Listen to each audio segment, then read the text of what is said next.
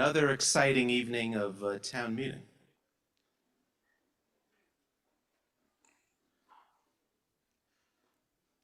And welcome everybody to the second night of town meeting.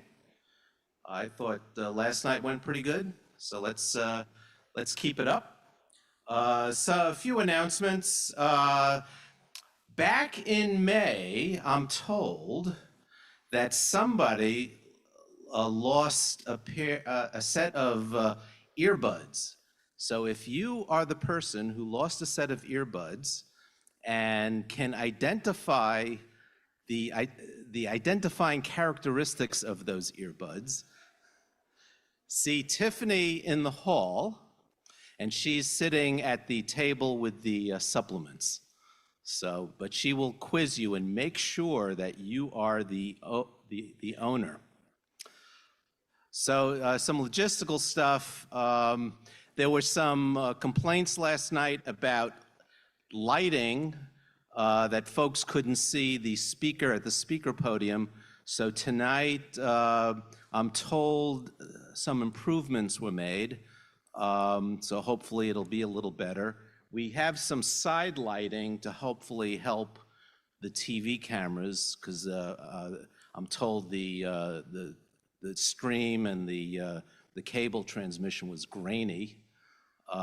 We can't really turn up the house lights anymore. It's on off, and they're on, and it's as on as it gets. So we're kind of stuck with that. And there was a complaint also about the screen being jittery, and that was a function of whatever the graphic was for the town seal. So you're not going to see the town seal up here tonight on the chart. I think we can live without the town seal. Now there was some supplements issued tonight. And I would encourage you to pick up your copies of the supplements. The most important one to pick up is Article 15. It's a yellow supplement that actually has the motion that we're going to be working from. So be sure to have that. And for folks at home, be sure to access the supplement for Article 15 especially on the website. I'll make one comment about one of the supplements. There's a supplement in Article 6 that the title is, it's a statement of support for warrant Article 6. And I just want to talk a little about why it's there. The title is wrong. It is a statement of support, but that shouldn't have been the title. It's there because I wanted, and I was the one who actually asked that supplement be there. As you're going to hear when we talk about Article 16, hopefully tomorrow,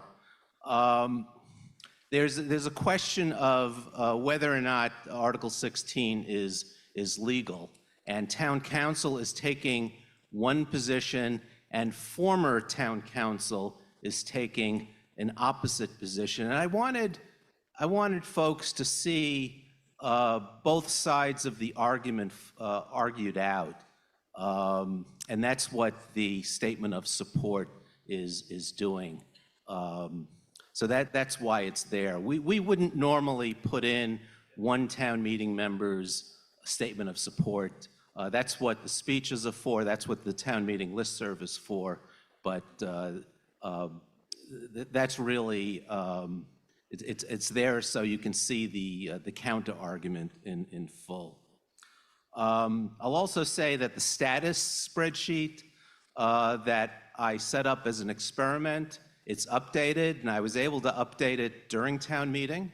So you can use it as a good source of information. And once the tallies are official, I'll also post the tallies on there. Anything of note to report on the tallies? No, not yet. Okay.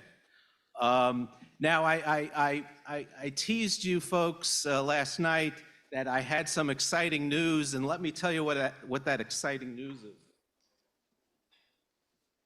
And I think you'll agree with me that, oh, it's very exciting.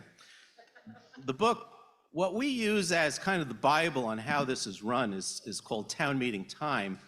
And Town Meeting Time, it's a book since I've been elected, I've gotten to know it. It's written like a law review treatise. It's fascinating reading. It's sure to put you to sleep, but it's a good source of information. And I think last spring it became a bestseller in Brookline as people were looking at the parliamentary procedures around certain warrant articles. But the exciting news is the third edition, that's the one we're using, last updated in 2001, so it's 23 years old, is being updated, and there's a fourth edition coming out. And we're actually going to have to... It is exciting. If you're a town meeting nerd, like I have become, it is exciting news. The world has been rocked. So that's my exciting news. Okay. I think we're ready to dive in after such excitement. So I sent an email out to town meeting members announcing the first vote that we're going to be having tonight, which is a motion to consider Articles 17, 18, and 16 in that order, and that's the order I received the requests, as the first order of business tomorrow. So the folks who asked to move it to tomorrow, it was to accommodate some non-town meeting member folks and some students who are participating. So I'm not going to have a debate here. It's either up or down. It's pretty clear. It's pretty straightforward. So let's have that vote. So we'll get into the habit of voting. So Dave?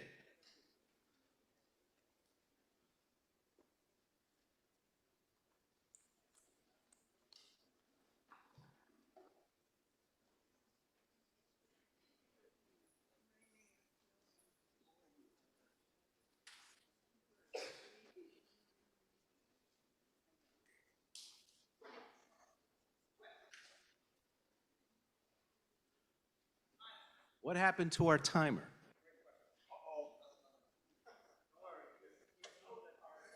15 seconds.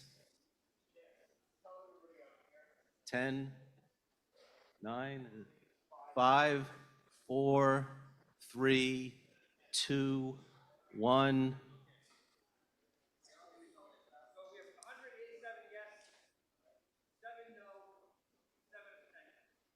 So the vote passes 187 yes, 7 no, and 7 abstentions.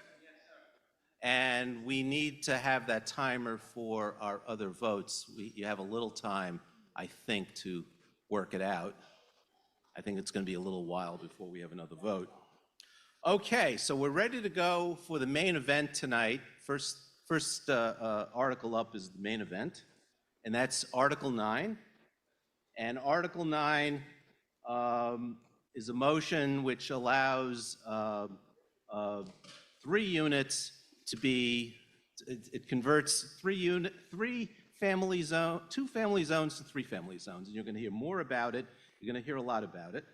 The main motion is on pages 9.6 to 9.7. And then there's a motion to refer to the Comp Plan Committee, which is on page 9-20. The main motion is moved by Ms. Seidman and seconded by Mr. Homer.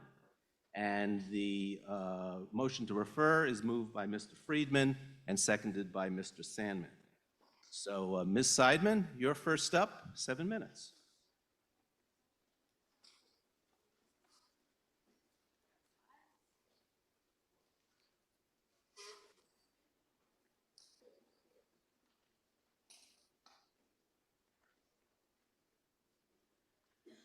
Good evening.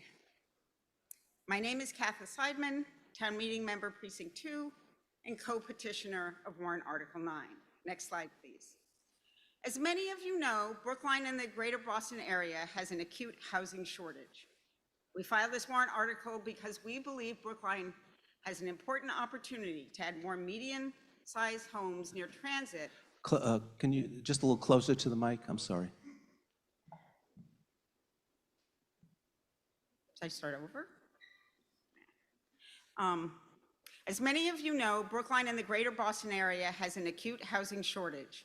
We filed this warrant article because we believe Brookline has an important opportunity to add more median-sized homes near transit in ways that help existing homeowners while also supporting the reuse of existing buildings.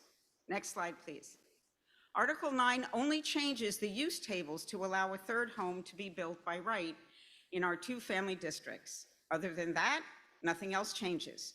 The size of the buildable envelope remains intact, and the need for special permits and design review does not change. Next slide. Because most T-District homes are owner-occupied, Warrant Article 9 would benefit current homeowners by unlocking the option to meet family needs by generating income, reducing their mortgage, or housing aging parents or adult children. Our community would also benefit by allowing smaller, less expensive units whenever an older building is renovated or replaced, adding more diverse home types and sizes for every stage of life. Next slide. 93% of T-District homes are within half a mile of a T-stop. Adding homes near transit reduces the miles driven by its residents and incorporates new stretch codes along with modern building techniques. Even including the embodied carbon released by demolitions, well-to-wheel carbon costs are estimated to be paid back in 3 to 5 years. Next slide. But we don't believe this change will increase the likelihood of an older home might be replaced by a new one. The actual number of teardowns remains quite modest. Only 1.3% of T-District buildings have been fully rebuilt since 2017. At that rate of replacement, it would take 426 years to rebuild all homes in the T-Districts. Under Article 9, dimensional standards remain unchanged. Adding a third unit would not magically increase the permitted square footage, so potential profit could not substantially increase. Teardowns will happen, whether Article 9 passes or not. But the option of adding a third unit has the potential to add homes at the median size of around 1,500 square feet without significantly changing developer incentives. So rather than worrying about the possibilities that non-resident developers may or may not grab 1 or 2 extra lots over the next few years, let's worry about how the unintended consequences of doing nothing would affect our current neighbors. Passing Article 9 unlocks an opportunity for current owners that could allow them to retain their home. By not passing Article 9, in the next few years, an additional number of our neighbors would need to sell their homes, thus increasing opportunities for teardowns that passing Article 9 could have prevented. Next slide, please. In the 3 years since approving the comprehensive planning process, every town meeting has passed zoning-related articles. In 2022, town meeting passed Article 12, which specifically recommended permitting a greater number of housing units than the underlying zoning allows if the principal structure is preserved, unquote.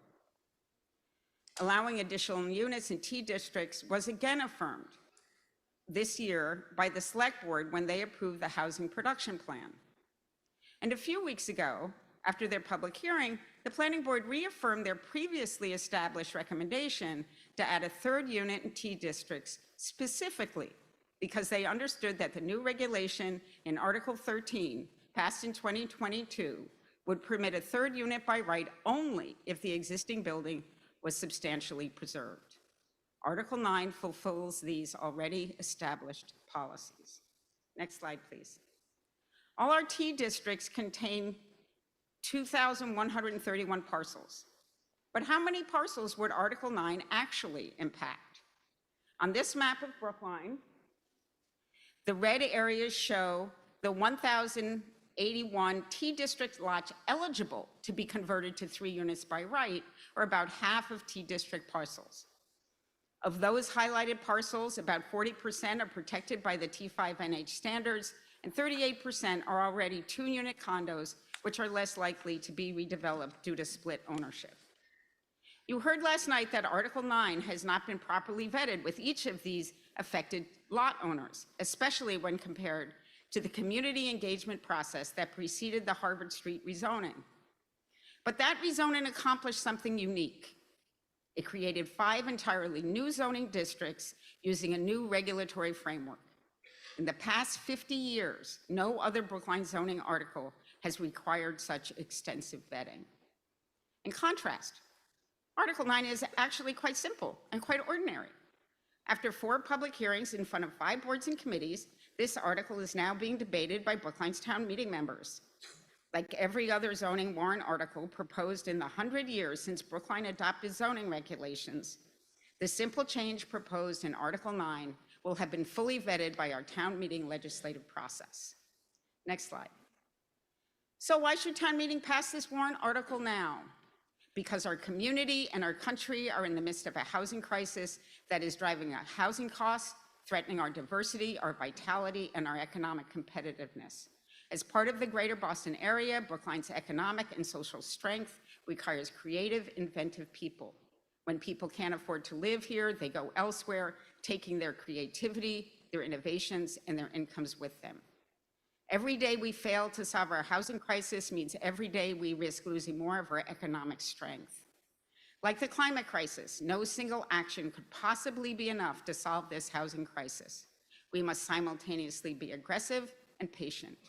Aggressive in expanding housing options and patient in expecting results.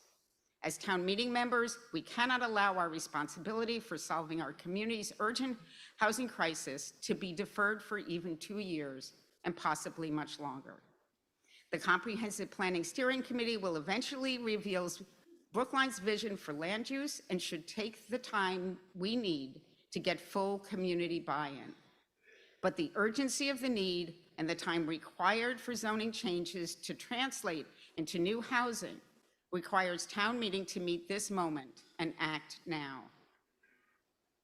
We are not required to fully resolve these crises today, but neither are we free to abandon the task of solving them. I urge you to vote no on the referral motion and yes on the main motion and allow 3 family homes in RT districts. Thank you. Mr. Friedman?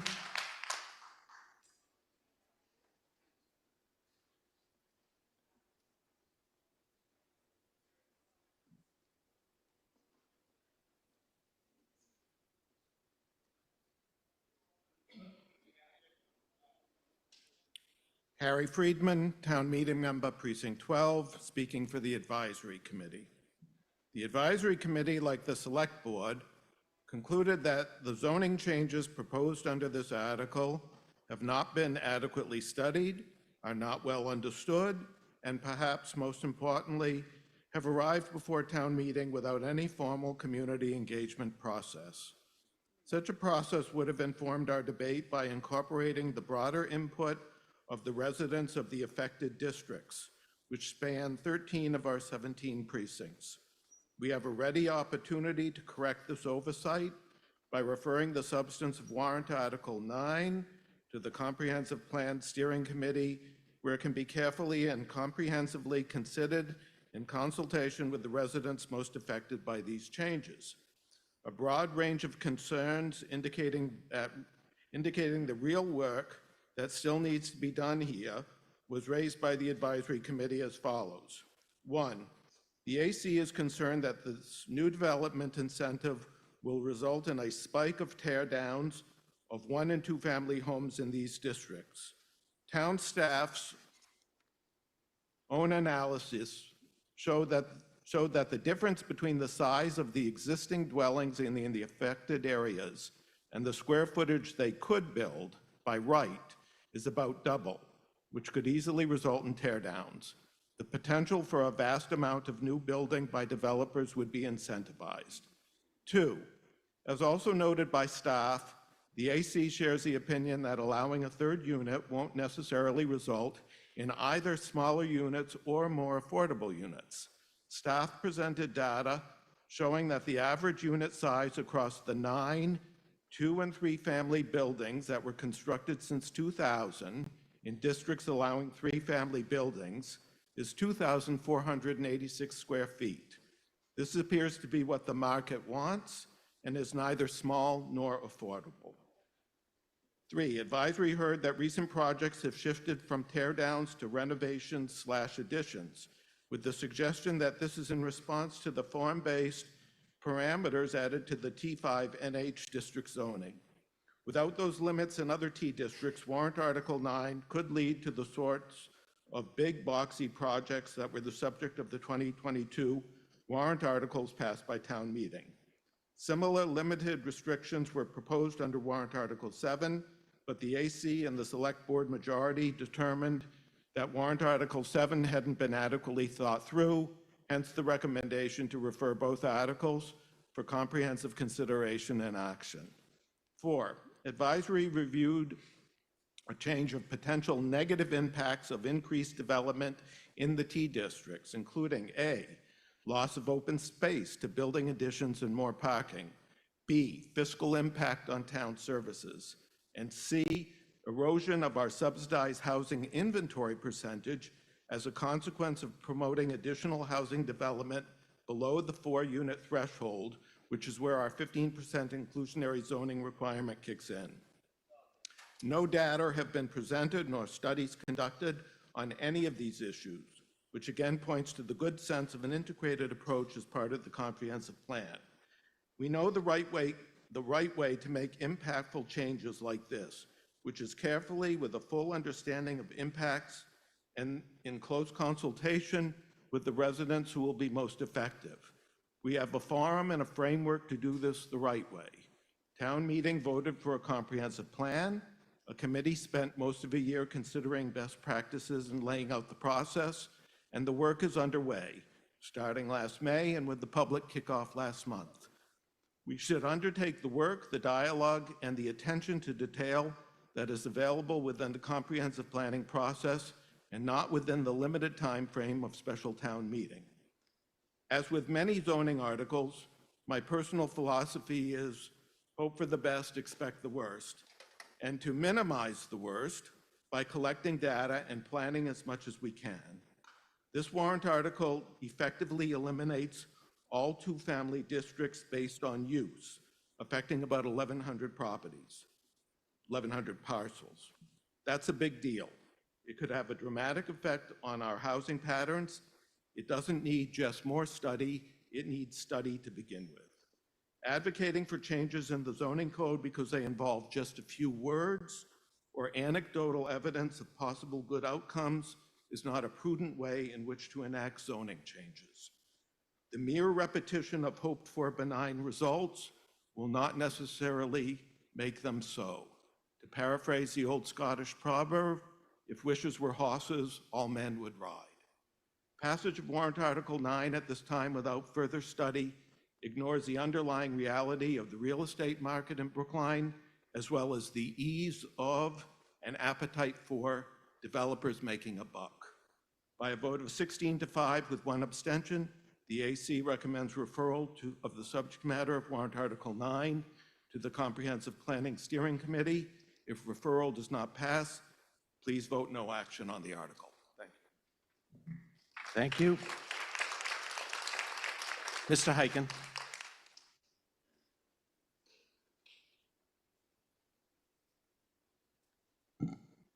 Thank you, Mr. Moderator. This is Steve Hyken speaking for the Planning Board, and also I am the Planning Board's representative to the Housing Advisory Board. So I want to start by reiterating that the Housing Production Plan, the second Housing Production Plan, which the town undertook, and which was completed and approved by the Planning Board and the Select Board earlier this year, specifically called for allowing a 3rd unit in the 2-family zones. And this was after extensive community participation over a year, multiple workshops, and an outreach to all aspects of the community. So this is not something that has only come up recently. Furthermore, the idea of a 3rd unit in the T zones was something that was considered by the M District Plus committee. That was one of the 2 committees looking at the town's response to the MBTA zoning. As far as the Planning Board's response to warrant Article 9, you wouldn't be surprised to hear that we support it unanimously. We totally agree with the petitioner's arguments that this is a needed modification to our zoning. It's not a brand new zoning. It recognizes that many of the existing single and two-family properties in the T-zones are significantly undersized. At the Planning Board, we have seen a number of proposals to tear down some of those buildings and replace them with a much larger two-unit condo. One of those projects on Naples Road actually was the trigger for the T5NH zoning, which established more form-based light parameters for the T north of Harvard districts. And it's also, as I think I mentioned last night, the use of the T5NH has given the Planning Board the tools to divert other proposals from demolition to renovation and preservation. One of the things that I think most encourages the Planning Board to believe that this proposal will be beneficial is that in any case of a tear down, first of all, the Preservation Commission, more often than not, will determine an existing building to be significant and impose a one-year demolition delay, which then requires site plan and design review and a special permit from the Planning Board, which can have a significant impact on the ultimate outcome of that project. That specific tool used to exist only in the Coolidge Corner Design Overlay District, where any tear down there was subject to design review and a special permit. That was extended by town meeting last year to the entire town, so that any tear down in the town that's determined to be significant by the Preservation Commission is subject to a one-year demolition delay, special permit, and design review. So you also saw on Ms. Seidman's presentation a number of photographs of three-family buildings that are already existing in the T-zones. There are over 100 structures in the T-zones that are already three families or more. And they don't represent a sort of a huge break from the character of those neighborhoods. So for all those reasons, including the fact that this is not a new proposal in any way, the Planning Board recommends favorable action unanimously on warrant Article 9. Thank you. Thank you. A point of order was made on the chat, which wasn't a point of order, but I'll explain anyway. The point made was the AC report doesn't suggest no action on the main motion, as Harry just implied. I think you can assume, given the way the advisory committee voted, that if you don't vote for the referral, their recommendation would be no action. So I'll take that as an assumption and as an assumed motion, because it's what flows. Next up, need my glasses, sorry, is Mr. Sandman.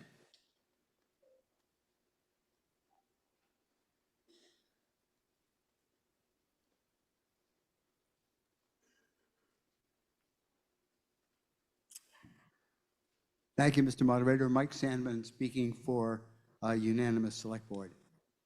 Article 9 would allow for the construction of a third housing unit in zones currently restricted to 2 housing units, as you've heard, typically 2-family homes, including 2-unit condos.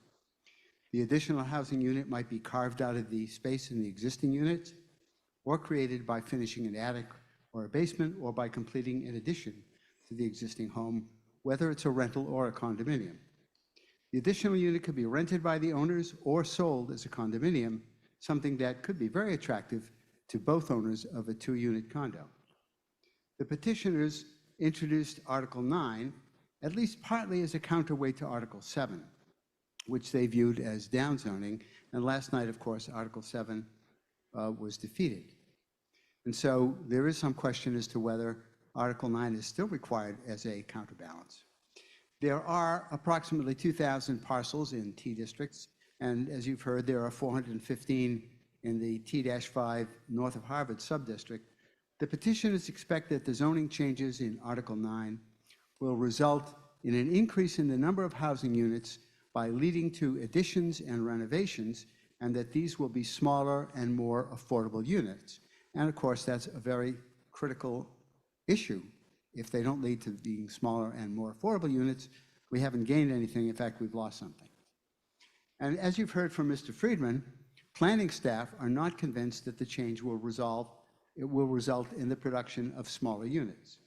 There's a large gap between the size of existing 1- and 2-family buildings and the allowable building size in T districts. Existing buildings are on the average between 50 and 60% of the maximum allowable size. So an addition might still create a larger unit selling for a relatively high price without any tear down, and that too could be very attractive to both owners of a 2-unit condominium. Next year, the planning staff intends to bring forward proposals for form-based zoning in the T districts. As with the case with the Harvard Street corridor, form-based zoning steps away from the floor area ratio that we currently use across most of the town and provides guidelines for the size and shape of new construction.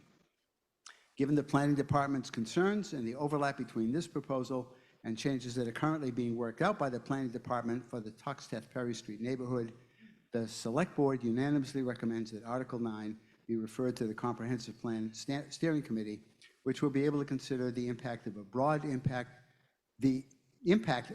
range of zoning changes suggested by both residents and the planning staff. Thank you.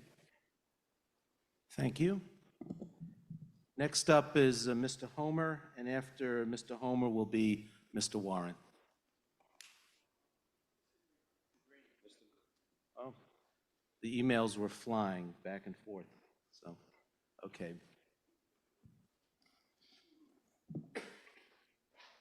Good evening.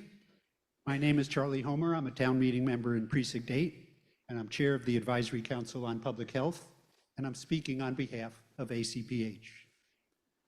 Using the framework illustrated here that emphasizes a focus on the social determinants of health, the Department of Health and Human Services in Brookline recently completed a community health assessment. Based on responses to the state's health equity survey from 443 Brookline residents, interviews with 22 community leaders and focus groups with 61 residents, a broad set of community stakeholders placed housing affordability as the single highest public health priority. The broad public input for our recent Human Services Needs Assessment also placed housing affordability as the most important human services need in our town. Housing affects health in many ways. Poor housing conditions and housing instability harm health, but also high housing costs crowd out the funds that people need for food, for medicine, for clothing, and other necessities. Seniors, who have the highest rate of poverty among Brookline adults, may be particularly vulnerable. Based on these assessments, the Advisory Council on Public Health prioritizes efforts to address the high cost of housing as our core public health strategy. As a group that's based in science, ACPH recognizes that increasing housing supply in sufficient volume over time will result in the leveling of housing prices, even if a single zoning change by itself will not be sufficient. Given the severity of the current crisis, and knowing that zoning changes take time to translate into additional units, ACPH sees no need to delay Warrant Article 9's modest effort to expand housing by going through a comprehensive planning process or waiting for form-based codes or neighborhood-specific parameters. Our two assessments, along with the public input for the Housing Production Plan and the MBTA Community Act, all indicate widespread support for more housing in our town. Warrant Article 9 will enable more residents, seniors in particular, to remain in place. By adding a unit, residents can provide space for caregivers, downsize on site, or generate funds to meet expenses, all of which will allow more residents to age in place and protect their health from the stress and hassles of a move. Although the number of units likely to result from this warrant article is not large, the revised zoning will allow some expansion in our housing numbers. Because there is no change in the dimensional requirements, any units added will be smaller and therefore a little less costly. For all these reasons, the Advisory Council on Public Health voted unanimously with one abstention due to absence, in favor of warrant Article 9 and urges town meeting to vote no on referral and yes on the main motion. Thank you. Thank you.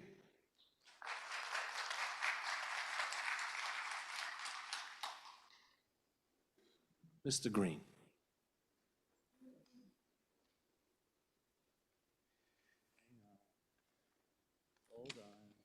Good evening, Mr. Moderator, and good evening, town meeting. I'm Bernard Green, Chair of the Brookline Select Board, but I'm speaking solely for myself, and I am not Paul Warren. On November 4th, the Select Board, by a vote of 5-0, voted to refer the substance of warrant Article 9 to the Comprehensive Plan Steering Committee. Some Select Board members were concerned that at this town meeting and future town meetings, we were rezoning large sections of the town piece by piece without a coherent picture of what we want the town to look like for the rest or the next few decades. While we all agree that the Boston region suffers from a severe housing shortage and accelerating rents and home prices, zoning is too important and impactful to rush into without consideration of the big picture. The purpose of the comprehensive plan, in general, is to provide the big picture in the form of a coherent plan that will help address the many issues of land use, including climate changes that are coming, affordability of housing for especially low-income and working-class residents, and the infrastructure needed to make the town work. The comprehensive plan outlines where in the town it is most appropriate to locate specific types of development. The comprehensive plan process also brings the entire community together to reach consensus solutions that address all of the perspectives and interests of the community. At last night's town meeting, I heard people expressing concern that referrals to the comprehensive plan would delay critically important work towards addressing our housing crisis. Comprehensive plan is not a delaying tactic. It may take a little time, but while the plan is being developed, much work also is being done by the planning department that will positively affect the housing crisis. For example, the planning department is working on housing solutions that are more targeted and more likely to succeed because of neighborhood buy-in. We're hopeful that we'll see results of a community-driven Tox-Teeth Perry rezoning in the coming year. For example, the Chestnut Hill West development is currently slated to add many more housing units, among other things. And warrant Article 15, which you will hopefully be considering tonight, is a major step forward that will make it easier to build accessory dwelling units town-wide. And warrant Article 7, which failed last night, was nevertheless a proposal from the planning department that attempted to provide a means by which homeowners in certain districts could expand their space or develop additional units within their building or outside without the pressure of demolishing the dwelling. We want people interested in more housing to participate in these processes of the planning department. Regarding warrant Article 9, there's little reason to believe that it will achieve the goals of quickly getting more housing built, particularly that includes housing of affordable units. Warrant Article 9 looks simple. Basically, all two-family districts are now three-family districts, but nothing else in the zoning code changes. That means the people who are able to develop their properties will likely take advantage of the unchanged floor area ratios in those districts to build big new structures instead of adapting existing structures to add a smaller new unit, which the warrant Article 9 says it wants to incentivize. And I'm reading fast because my time's running out.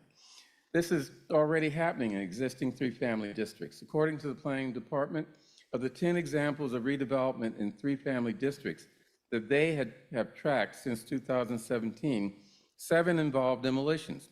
1 was on vacant land to begin with, 1 couldn't be demolished because it was historic, and 1 was on an odd-sized lot.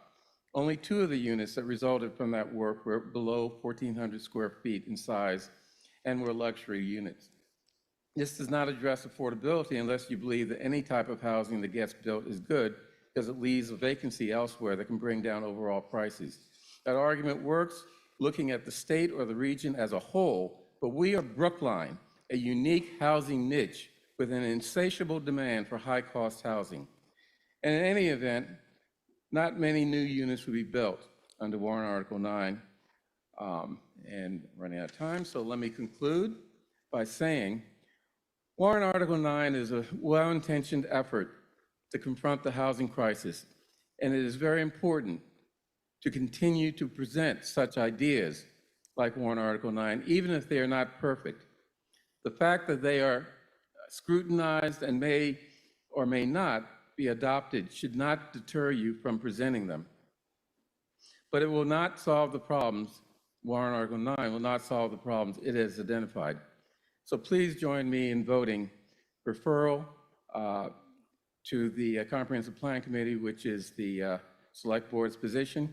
Also, please join with the Housing Department, Planning Department, and participate in the work that it is doing right now without waiting for the comprehensive plan to address housing issues. Thank you. And I hope that what I left out is not that important. Well, guess we're not going to find out. Mr. Klein and then Ms. Pelkey after Mr. Klein. Let me just, some process here. I'm going to have a number of additional speakers, and then we're going to break for questions that I'm sure folks have. The way we'll do questions, and I think this is the way I'm going to do it going forward, I invited folks to submit questions in advance. I'm going to call on those folks first, and then we'll get to folks at the microphones, and hopefully that's an incentive to submit questions in advance, because I think you'll get better answers if you submit them in advance. And we do have a couple of folks on the chat, so they will be the first to go once we get beyond the questions that have been submitted in advance.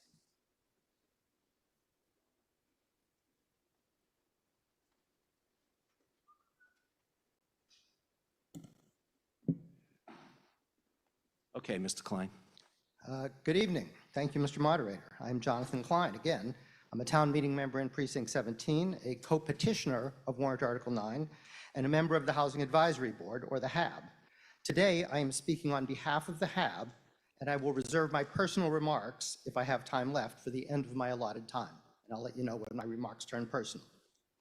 While most of the HAB's work and focus is related to promoting housing that is affordable to low and moderate income households, it is also empowered in sections 3.13.1 A and B of the town's general bylaws to, quote, study and recommend housing policy for the town, and, quote, to advise on the coordination of housing policy and programs within the town. Because Warrant Article 9 directly affects housing policy by creating the opportunity for additional housing, the HAB believed it was important to review. Now, the HAB held a joint public hearing with the Planning Board on Warrant Article 9 on October 15th, and then we met on November 5th for discussion and vote. We considered the petitioner's presentation, the extensive public discussion at the October 15th public hearing. We reviewed 10 written comments, which were all positive, and we held our own discussion on the merits on November 5th. Based on that review and the evidence, we agreed with the petitioners that Warrant Article 9 could, over time, provide a modest increase in Brookline's non-luxury housing stock by allowing a third unit by right in T districts while retaining all other applicable zoning requirements. We also agreed that Warrant Article 9 will help residents remain in their homes as housing needs change, and would most likely reduce, not increase, the likelihood of teardowns. Now, the HAB also wants to note that Warrant Article 9 will help us begin implementing Brookline's housing production plan, in which the HAB invested significant time and resources in 2022 and 2023 with very extensive community engagement, and which was adopted by the Select Board in February of this year. When we approved Article 26 3 years ago to begin the comp planning process, it explicitly provided for continuation of ongoing projects, including the HPP. Now, the HPP explicitly recommended, among other strategies, that the town should, and I quote, provide incentives for adding units to historic homes in T and F districts, F are 3-family and T are 2-family, instead of demolishing them and building larger structures. We are pleased that warrant Article 9 allows us to begin implementing one of the recommendations of the HPP in which we invested so much time, money, and effort. So based on those considerations, the HAB voted to recommend favorable action on warrant Article 9 as proposed by the petitioners, with 6 in favor, none opposed, and 3 abstentions. Now, with my remaining minute, I'd like to make my personal comments. First, I must respectfully disagree with Mr. Sandman in his comment that warrant Article 9 was a reaction to warrant Article 7, which is no longer on the table. That simply is not true. Those of us, the petitioners that were working on warrant Article 9, have been talking about this idea long before we knew about warrant Article 7's existence. And in fact, as Mr. Hyken said, the +1 idea is one that has been under discussion for some time.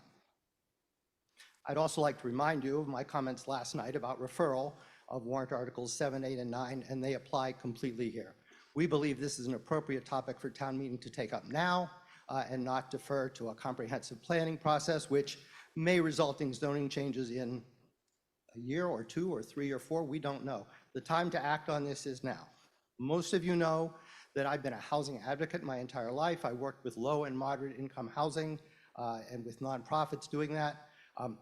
I believe housing is one of the most important things we can do for our residents. Now, this alone isn't going to solve the housing crisis. It isn't going to provide low and moderate income housing, but it is one small but important step in creating more non-luxury housing that can be available for our homeowners and our residents. So I thank you very much for your time. I urge you to vote no on the motion to refer and yes on the main motion. Thank you. I'm recognizing Mr. Simpson. Sorry to interrupt everyone. First Assistant Town Council Jonathan Simpson. Mr. Klein's comments reminded me I did want to make a small point. Several of the speakers already tonight have said that warrant Article 7 was failed or was not passed. I want to, of course, remind everyone that was not the case. It was sent to committee. A zoning article not passing has legal significance, and I did want to emphasize that we should take care to know and state clearly what did actually happen last night. Thank you, Mr. Simpson, and that's actually something I should have caught, so I thank you for backstopping me. So, Ms. Pelkey.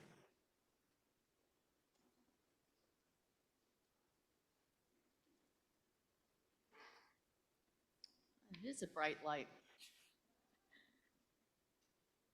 And after Ms. Pelkey is Ms. Burns. I thought you were going to do questions. I said a number of additional speakers. Okay. I didn't say what that number was. Okay. Moderator's prerogative. Hi there. I'm Linda Olson-Pelkey, town meeting member, Precinct 17, speaking in favor of referral to the Comprehensive Plan Steering Committee. I do have slides. Okay, that's good. You're staying on that one still. Article 9 seeks to transform our 2-family districts into 3-family districts without having any of the necessary protections in place to get the kind of outcomes the petitioners claim we will get. The article would make sweeping zoning changes for 2,131 properties without any real analysis of impacts before we hear from the community about what they want Brookline's future land use to be, and before we engage with any of the impacted property owners. Next, we're all familiar with the problem. Developers seek out opportunities to demolish and rebuild larger structures.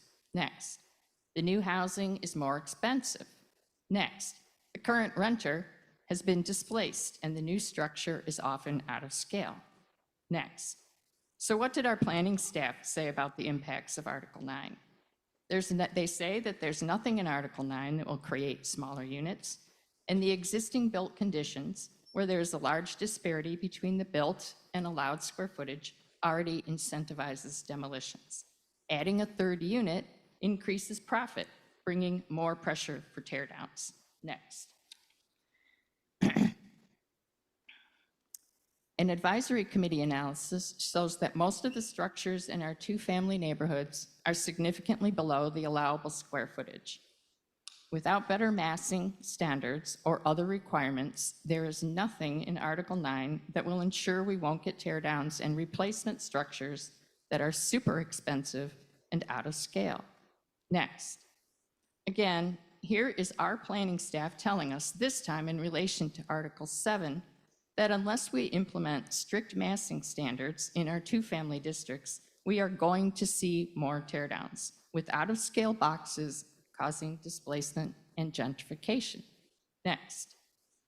This could be why the chair of the Housing Advisory Board drafted an amendment to Article 9 that would have limited the size of the third unit to 20% of the square footage or 900 square feet to try to add some assurance that a third unit would actually be smaller and therefore less expensive. Next, it could also be why real estate developers are soliciting homeowners in our 2- and 3-family districts to buy their properties sight unseen, intending to demolish and rebuild. Article 9 would turbocharge this threat. Next, so why referral? Referral gives us the opportunity to engage professional zoning experts to craft. Oh, next, thank you. Carlos is noticing. Okay, sorry.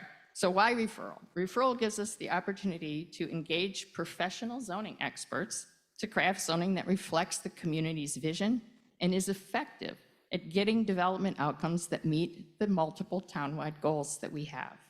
The comprehensive planning process will test different growth strategies and look at potential zoning changes holistically. The town, the consultants, the steering committee are committed and dedicated to a fair and transparent process with authentic community engagement.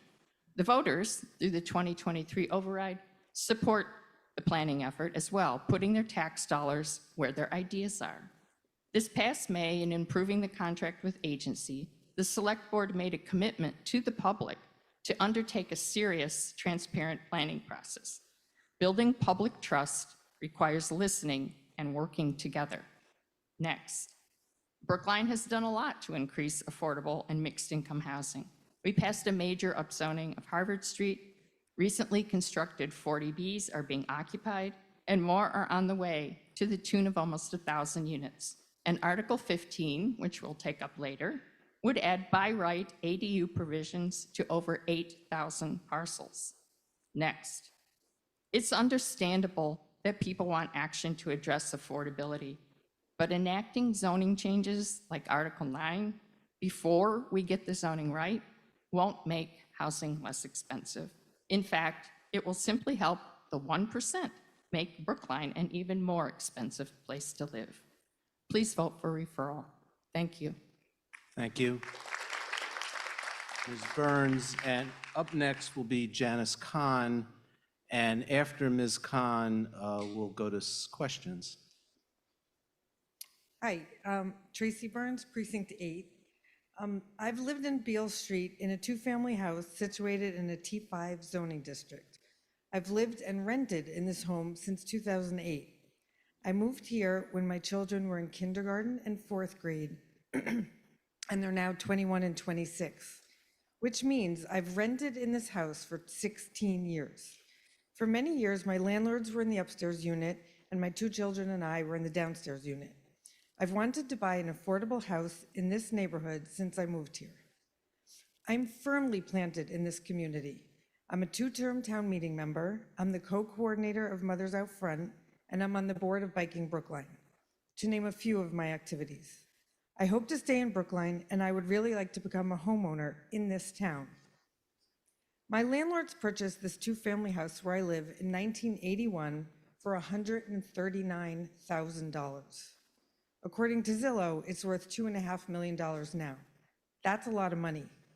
This summer, my lease will terminate and my landlords will put the house on the market. It's my dream to buy this house, but the only way that my family can afford it is if we use the 3rd floor as an income generator. The chance to buy this house will only come up once. If I don't buy it from my landlords, it'll get bought by a developer, get gut renovated, and resold as 2 condos, which will once again be beyond my financial reach. I firmly support warrant Article 9. I cannot afford to wait while it's referred for further study, and I cannot wait for it to become part of the comprehensive plan. I literally cannot wait. Please support warrant Article 9. Thank you. Thank you. Ms. Khan?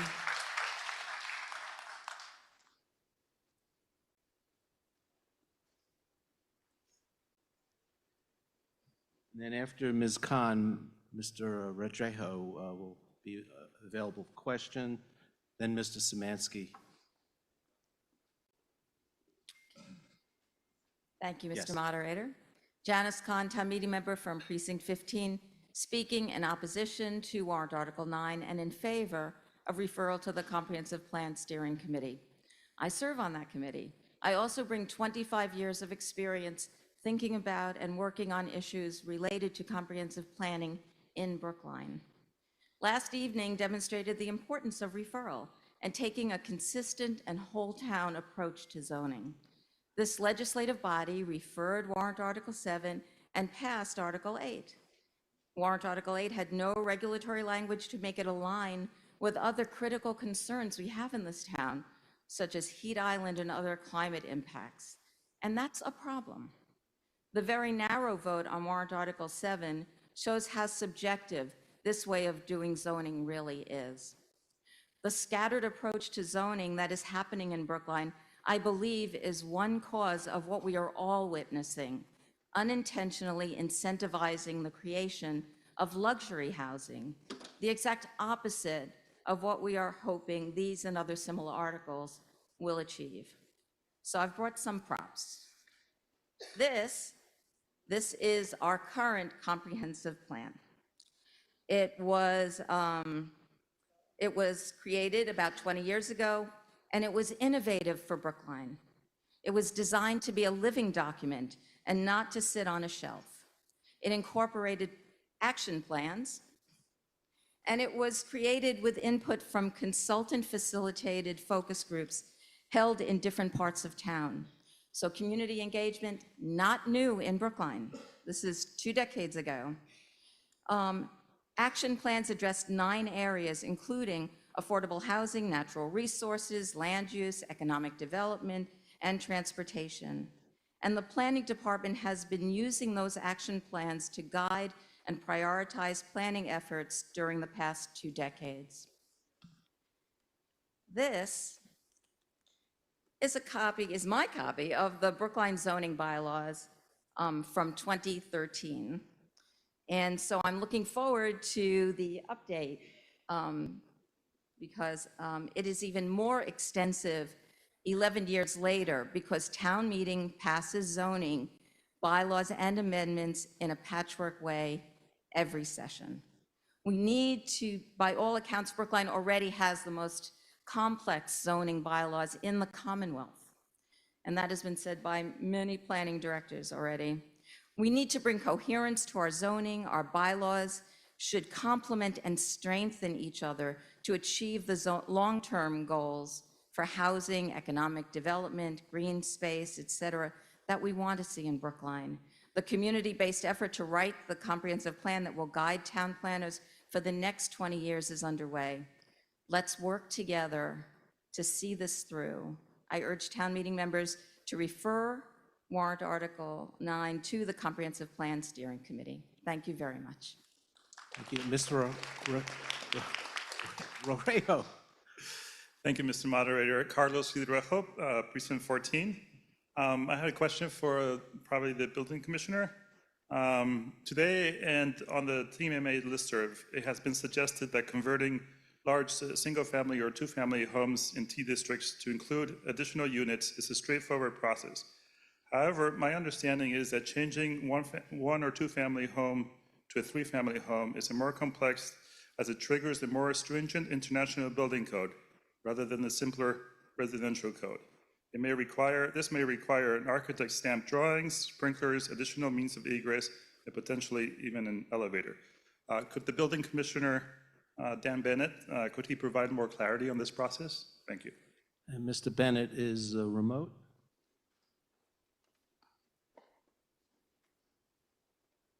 Good evening, Dan Bennett, Building There he is. Commissioner. You'll need to unmute yourself. Whoop. I thought I did. Can you hear me? We're not hearing you, Mr. Bennett.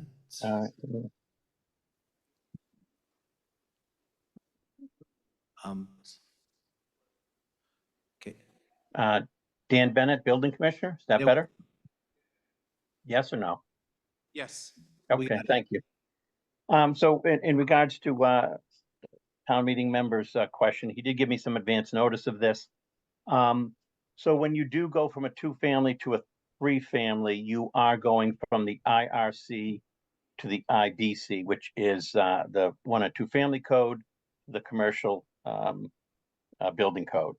In addition, for an existing building, we would ask for an existing buildings review. And this would highlight some of the areas that would need to be either upgraded or work be performed to bring it to the new standard of the IBC. In addition, those plans, there's a provision in the IBC called control construction, which requires stamps and essentially a design team to provide a detailed set of plans to us that indicates the work that is going to be provided and shown clearly. This would involve potentially egress. We need any new unit would need a separate two separate and independent means of egress. There's always the possibility, depending upon the amount of work, that it could possibly have to be sprinklered, add fire alarms. That's typically based on the height of the building. In addition, the design work, if there were certain triggers in the building, it would require some AAB, Architectural Access Board, upgrades. That gets very involved, but in some instances, it could require an elevator. More likely than not, that would be for a new construction versus a renovation. There are some protections under the renovation portion for the AAB. And then, depending upon how the homeowner or developer or whoever it is that's making the proposal chose to add this unit. If it's an attic, those can typically be a little bit more involved because that's separate. Those two separate independent means of egress could be hard to bring down through the other 2 units or on the outside of the house. A basement is most likely is the most common conversion that we see, and then there's always an addition, but that could propose some potential zoning hurdles that they would have to then get past. But that's in a nutshell. So it's not a complicated process, but it can be a complicated process, but it doesn't have to be if you get the right design team. And I think that addresses the question. Thank you. Thank you. Thank you. Mr. Szymanski, and up after Mrs. Szymanski is Ms. Henshin. Yeah, Harold Szymanski, Precinct 9. Mr. Moderator, has there been an estimate of the additional revenue the town could generate from the likely increase in property values due to the addition of a 3rd unit? Mr. Heineman?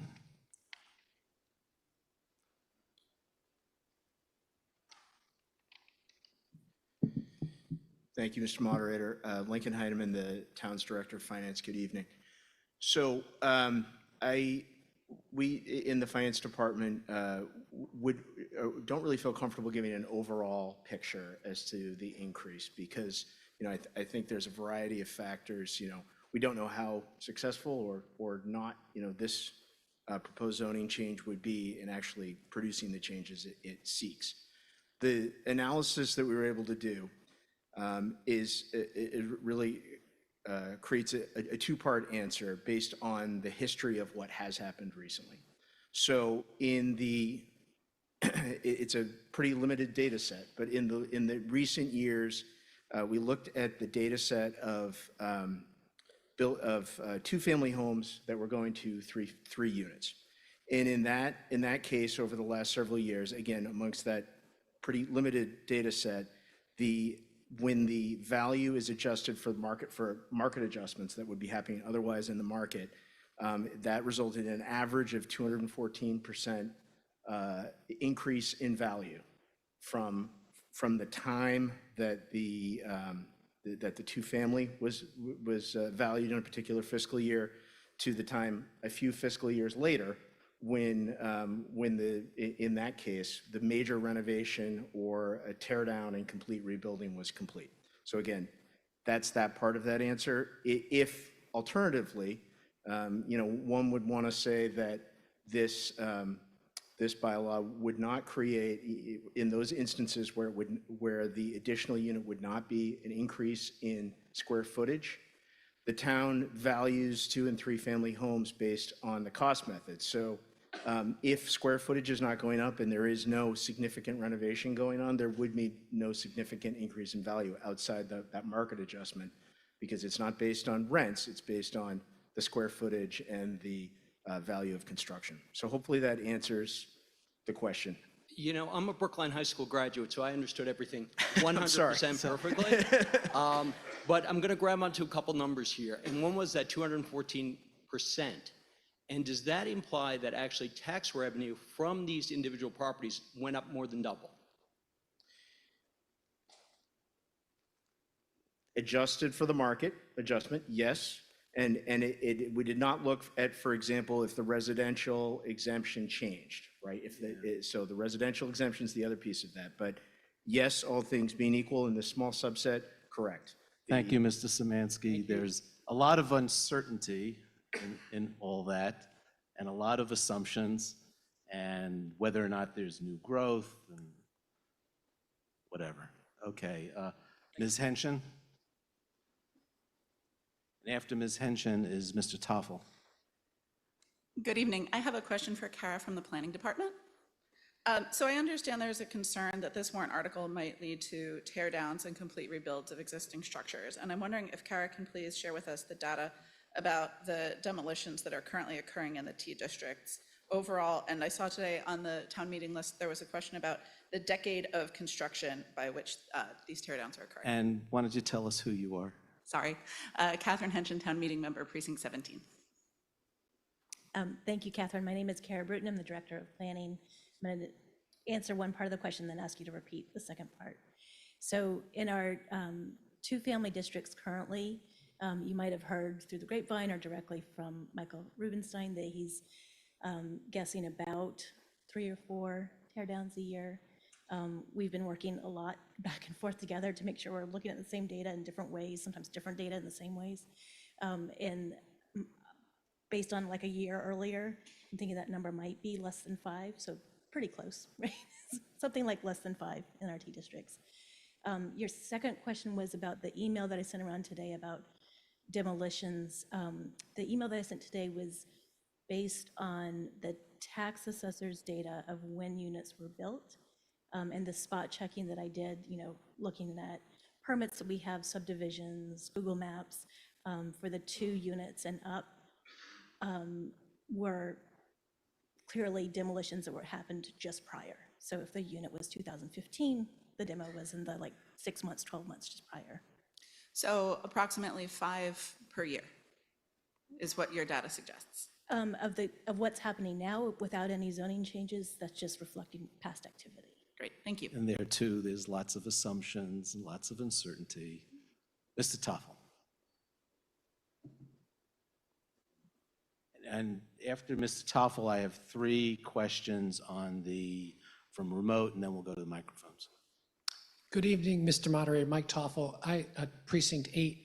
I have a question that I would like to have answers from AC and from the petitioners, both of whom expressed differing opinions about the likelihood of tear downs versus in place. And my question to both of them are, have they spoken to developers who actually pencil out these projects to give us some indication of how real their fears or hopes are? Someone on advisory want to take that? I'm getting blank looks. Petitioners?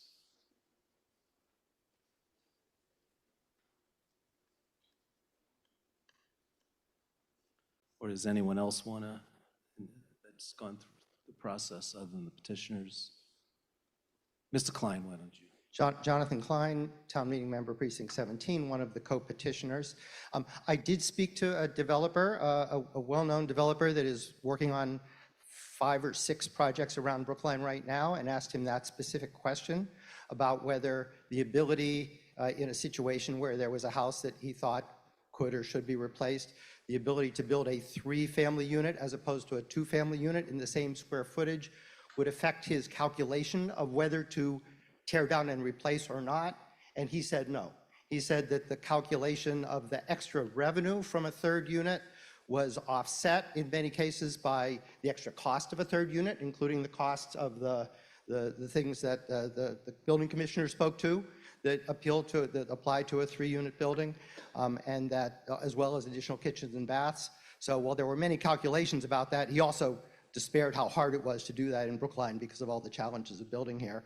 But he said the difference between 2 and 3 on the same lot with the same FAR available would not affect the decision about whether to tear down or not. Thank you. What was the answer from AC? I'm sorry, I didn't understand. There was no answer. Does that mean they did not speak to a I developer? don't know. Or There's we no don't? answer. They're right here. I know. There's. I will say, a town meeting member made a point of order that I expressed my opinion. I did not express my opinion. I was just pointing out that certain analyses that were stated about future revenues and teardowns had assumptions and uncertainty, which I think is a fact. We're going to the questions in the chat. Ms. Wendy Friedman.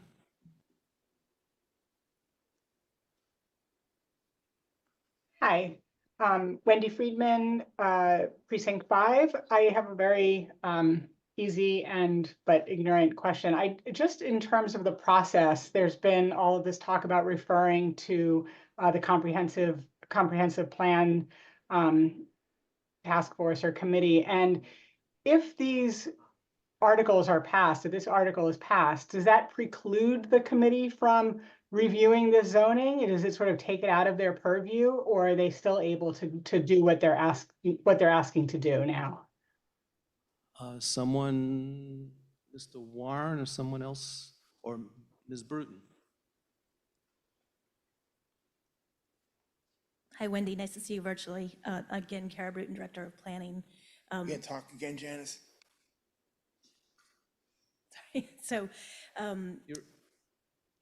Go on. okay. So the Comprehensive Plan Steering Committee is looking at all of the concerns and opportunities that the town could have moving forward. Some are who in this audience, some of which I think the debate about warrant articles and the Comprehensive Plan Committee is a little bit ahead of even where the committee is at this point. So just to kind of reset where we are with the timeline, the Comprehensive Plan Steering Committee had an absolutely fabulous kickoff season, even though it was a very busy fall. There was a survey that went out, and then different iterations of that went out to the community, both in small group meetings as well as larger group meetings. And the second Monday in December, we'll be looking at all of that data gathered, and that's as far as we've gotten. So we haven't even gotten to identifying a vision statement, a draft vision statement, never mind topics to be taken up. And then, after that, what kind of recommendations to address those topics. All of the discussions that happen in the community that are bubbling up over the time, including ones at town meeting, will be brought to the Comprehensive Plan Steering Committee so that those who may not be as involved with town meeting politics have a sense of, what they're hearing. Mr. Birnbaum is next. And there's one other on the chat, and then you're next after that. Hello, Lee Berenbaum, Town Meeting Member, Precinct 9. And am I being heard there? You are. Wonderful. In November 2022, we held a town meeting where we discussed a tree preservation bylaw. This bylaw passed with over 200 votes in favor, including both of the co-chairs asking us to refer to them now, every member of the advisory committee who voted to refer, who was also voting on that article, and every member of the select board that also voted on that article then. How many parcels did that bylaw affect? Many. Next is Arisa Boyd.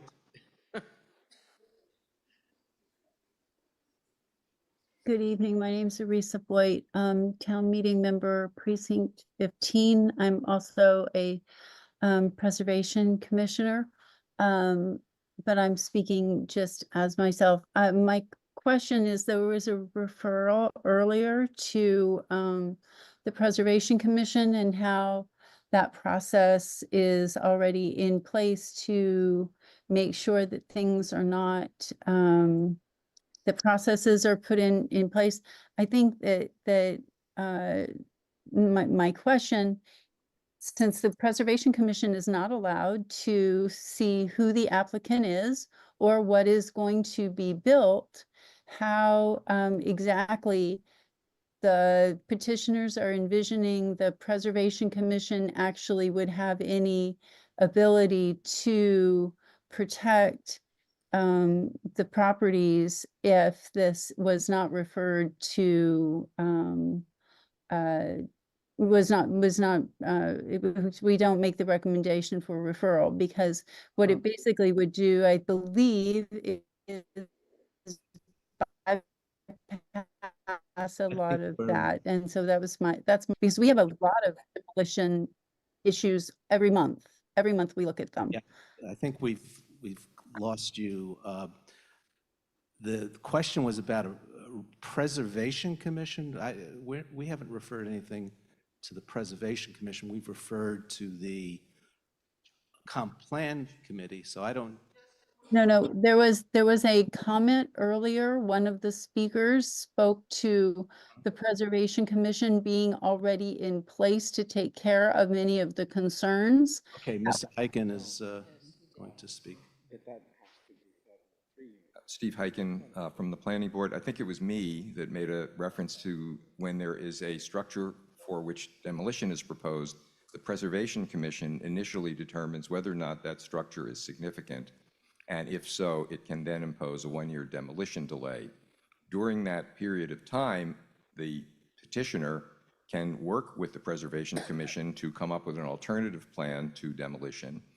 If they instead choose to wait out the year demolition delay and propose a new building, they then come to the Planning Board, who will have design review and can issue a special permit for the project that results.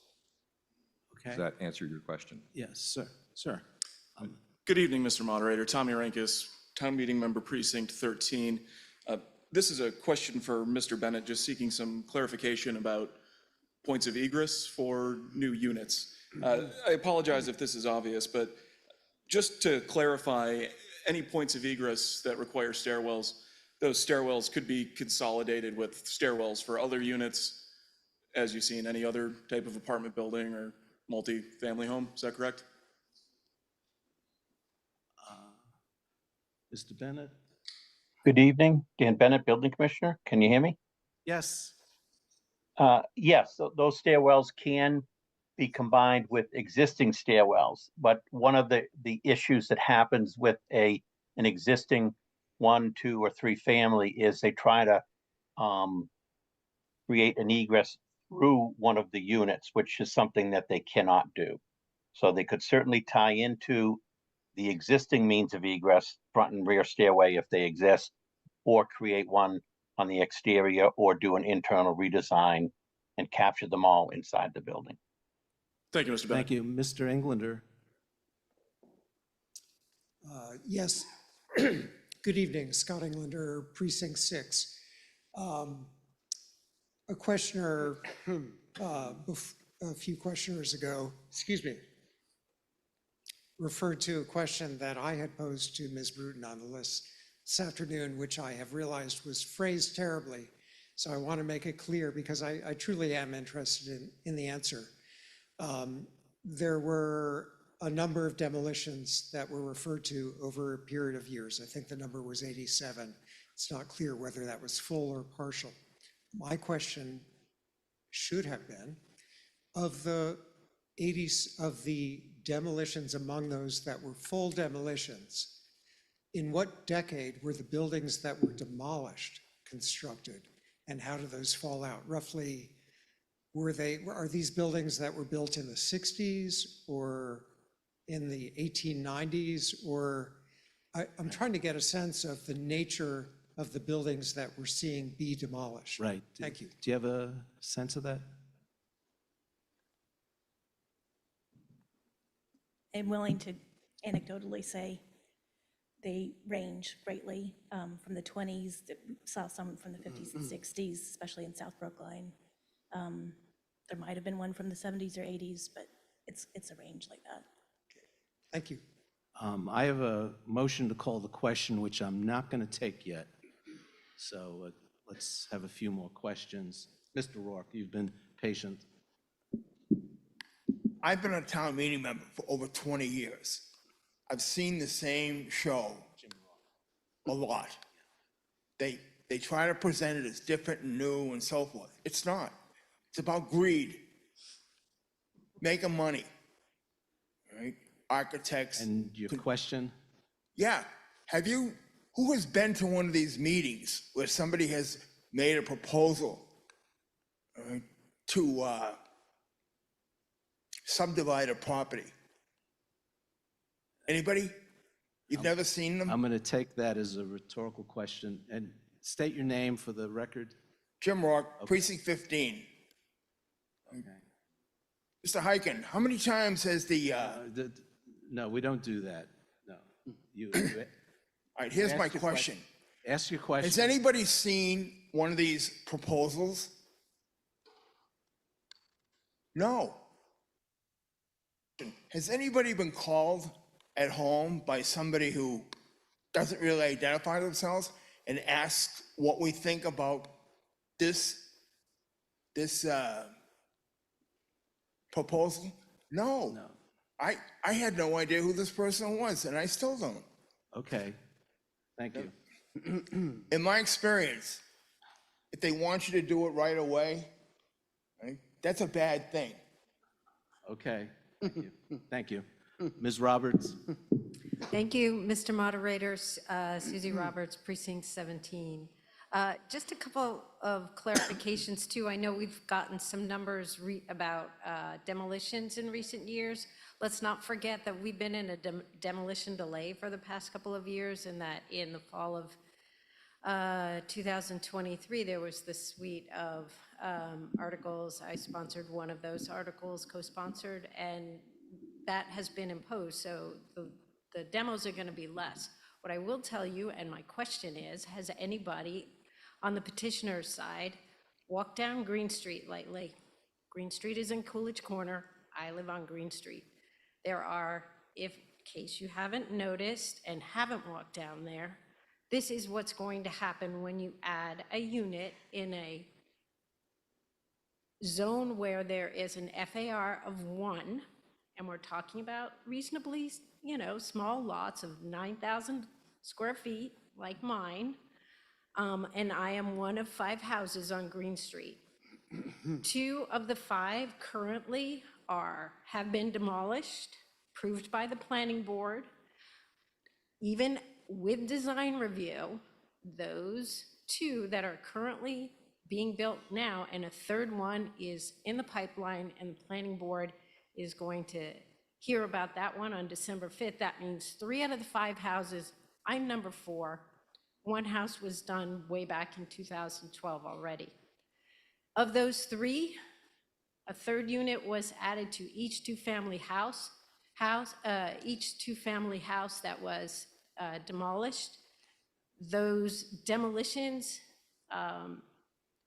displaced professionals who worked in the medical community and medical students and others.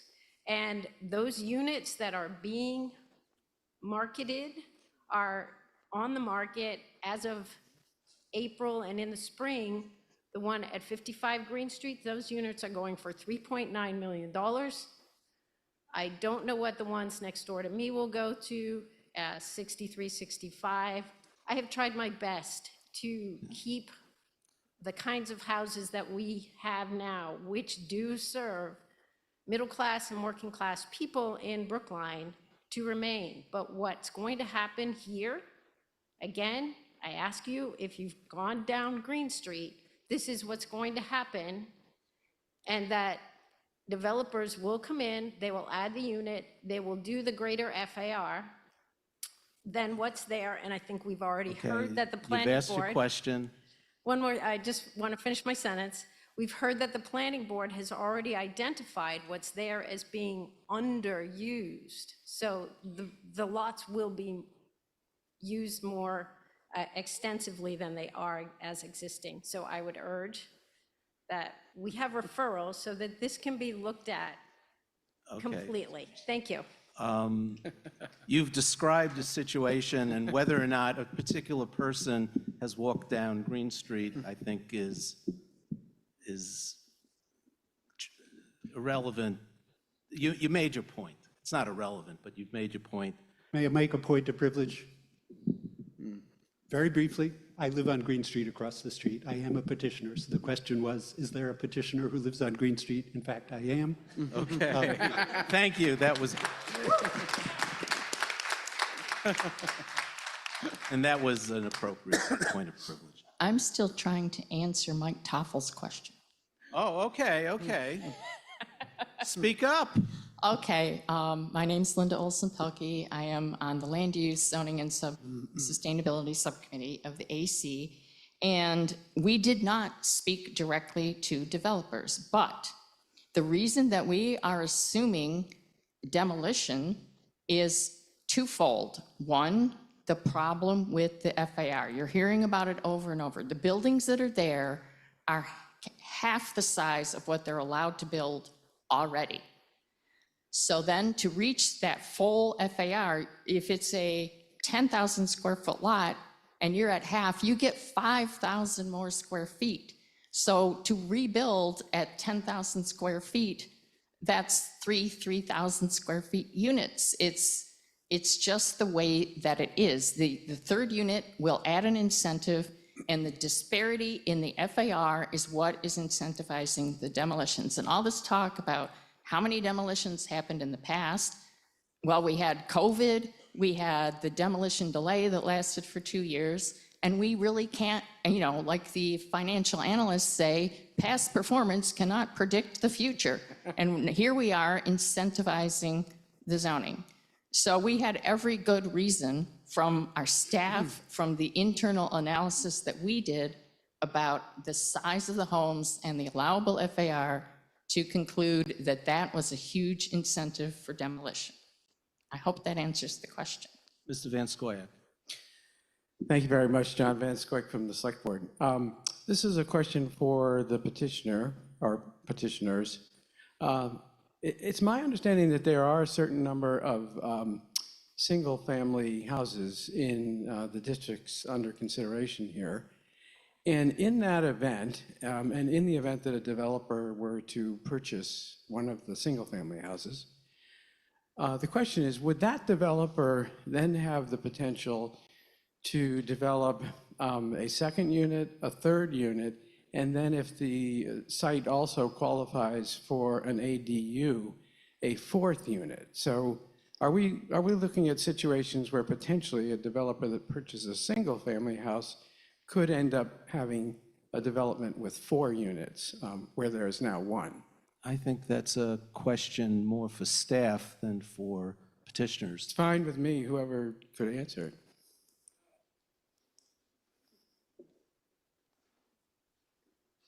Kara Bruton, Director of Planning. My understanding is the warrant article affects 2-family districts and is not changing the fact that, is not changing the fact that you would not be able to have 4 or more units. You just say it that way. How many maximum could you have if there's currently a single family there? 3. Jonathan, just make sure I'm saying 3. Yeah, Yes. yeah, okay, thanks, okay. I see Mr. Benka, who I know is immersed in the zoning code, thinks he has an answer to that one. Thank you. The ADU article applies only to single-family lots. Who are you, Mr. Benka? Oh, I'm sorry. Dick Benka, town meeting member, Precinct 14, and one of the co-authors of what you will be seeing as Article 15, the ADU bylaw. The ADU state law applies only to single-family lots. So once you're at 2 or 3 or 4, the ADU bylaw would not be applicable.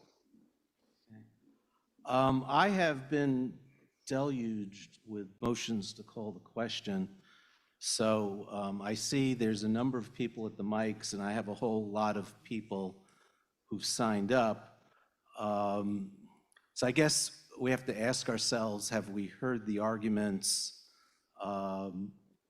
pro and con? Are we ready to make a decision, or do we need more information?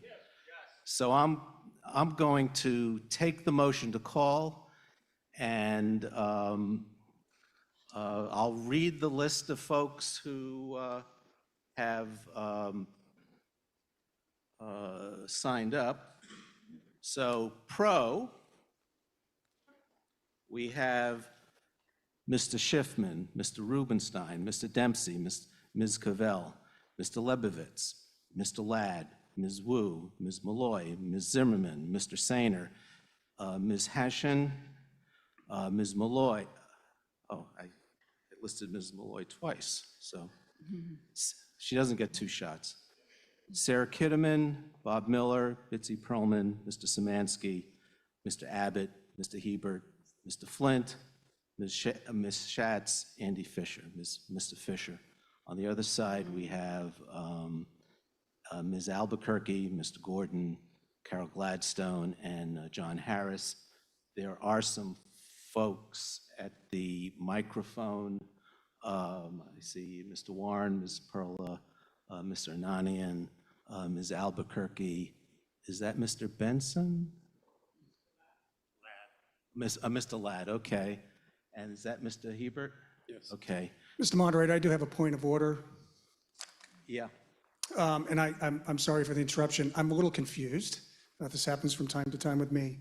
I just want to understand before we call the question vote, when we move into voting, is this a 50% vote? Right. And then if we find that we need to change what was done tonight in the future, would that be a 50% or would that be a 2/3 vote if we wanted to undo it or make some design modifications?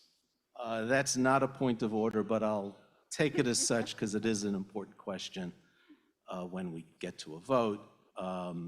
It's a 50%. To pass the main motion, it's 50%, and if you have to change it later, it's 2/3. Is that correct? Yes. If you're going to reduce, okay. Town council is going to correct me. Jonathan Simpson, First Assistant Town Council. It is a 50% vote to pass the main motion tonight. To undo the main motion tonight would be a 2/3. To make changes to to what we're doing with 3-family zoning in the future would depend on what those changes were. Zoning amendments can pass with 50% if, for example, they make construction of new units more available due to changes in certain dimensional requirements. But if we just wanted to hit reverse and undo what we did tonight, Mr. Warren's question is apt. It would require a 2/3 vote. Thank you. Okay, so for the motion to call the question.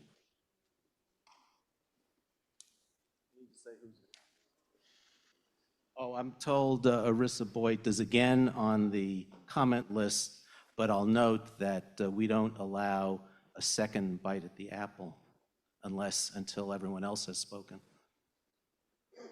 So, okay, let's do the vote.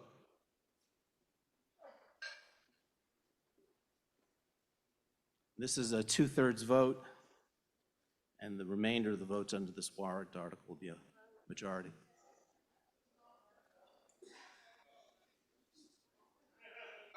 This is, even though it says Article 11, it is Article 9. I'm told we got to do it over.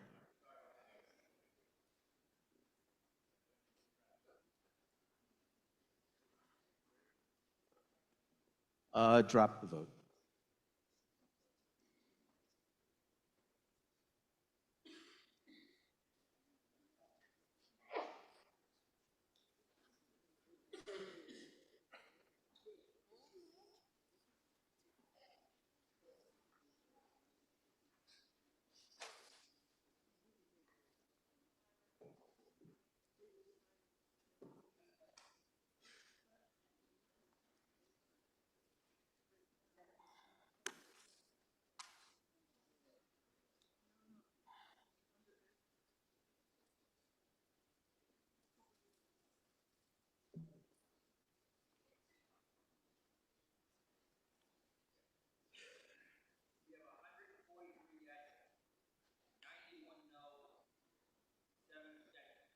Okay, the motion fails, 143 yes, 91 no, and 7 abstentions. So we're continuing. Point of order, Mr. Moderator. Sure.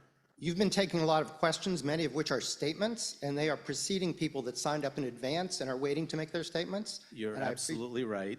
Thank you for noticing that, sir. I would appreciate it if we could allow the people that have signed up in advance to make their statements as we proceed. That is, I think that's a fair request. So the next up will be Mr. Shipman, and then after that is Ms. Albuquerque.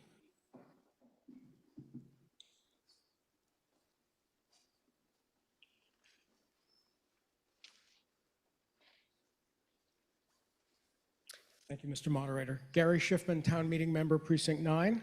My name is Gary Schiffman. I live at 81 Verndale Street on Brookline's border with Alston in a T5 NH district.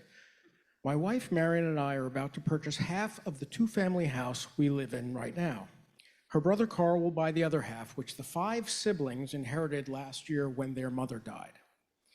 Marion's mother and father bought the house in 1970 for less than $100,000. For them, that was a lot of money.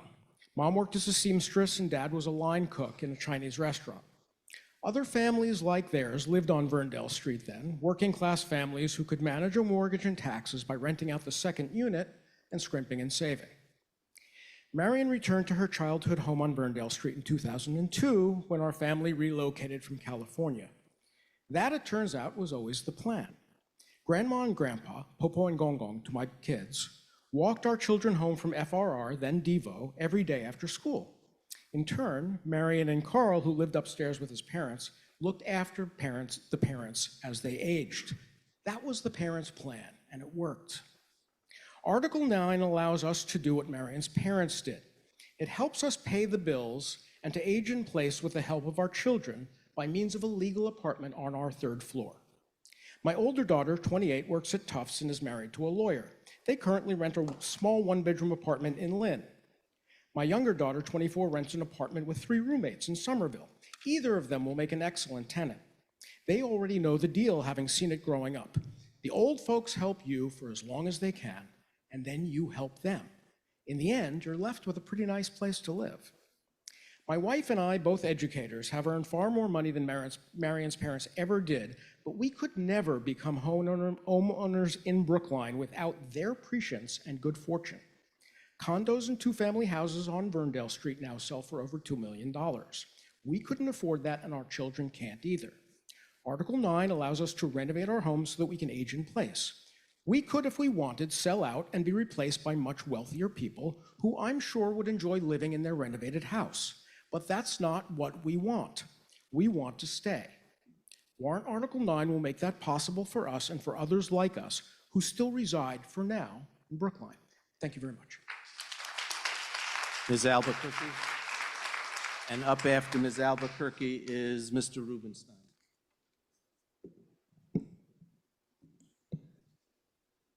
In Albuquerque, Town Meeting Member Precinct 1, asking you to vote for referral. If you are a renter or someone wanting to buy property in Brookline, you feel the pain of the increasing real estate prices. I know because my daughter would like to come and live closer to us, and we are so discouraged with the real estate market here. But solving real estate prices in Brookline is very complicated and is very different from Florida, Texas, or Kansas. We just do not have the extra space. Moreover, the demand in Brookline is not only local, it's global. Many investors from outside the US are buying property here.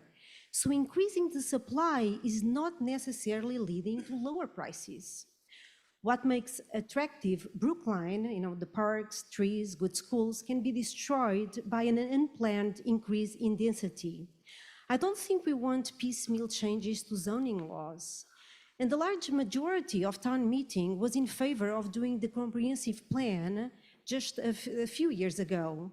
These warrant articles do not allow us to complete the comprehensive plan, which is within like 12 months away.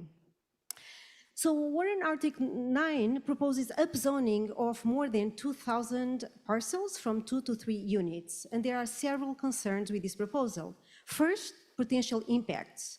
Changes to zoning can have significant effect on the town, and we need a more thorough understanding of its consequences. Second, lack of community involvement. About a year ago, we voted to upzone approximately 800 parcels on Harvard Street, a process that involved extensive community engagement. In contrast, this proposal potentially impacts several thousand additional parcels, and yet there has been no community involvement to assess the potential consequences on neighbors, especially when real estate is one of the most valuable assets people own. Third, increased population and costs. It's critical to evaluate the impact this will have on the town's infrastructures, such as schools, fire stations, and other public services. Buildings with 2 units have parking for 2 units, and if we increase that by 50%, what is the impact on parking needs and road congestion? It is also unclear whether the additional tax revenue generated from these units will exceed the added expenses.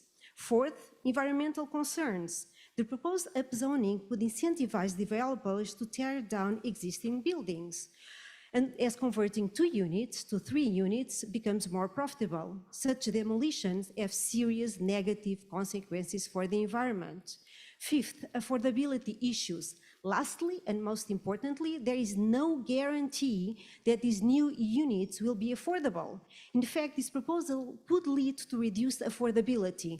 In looking for a condo for my daughter, we have been looking at 2 bedrooms. An old one is about 800,000. A new one is almost 1.4 million. So there is a high probability that the objectives of the Warden article will not be met while imposing unintended negative consequences. I urge you to vote for the comprehensive plan. Thank you. Thank you. Mr. Rubenstein. And after Mr. Rubenstein is Mr. Gordon.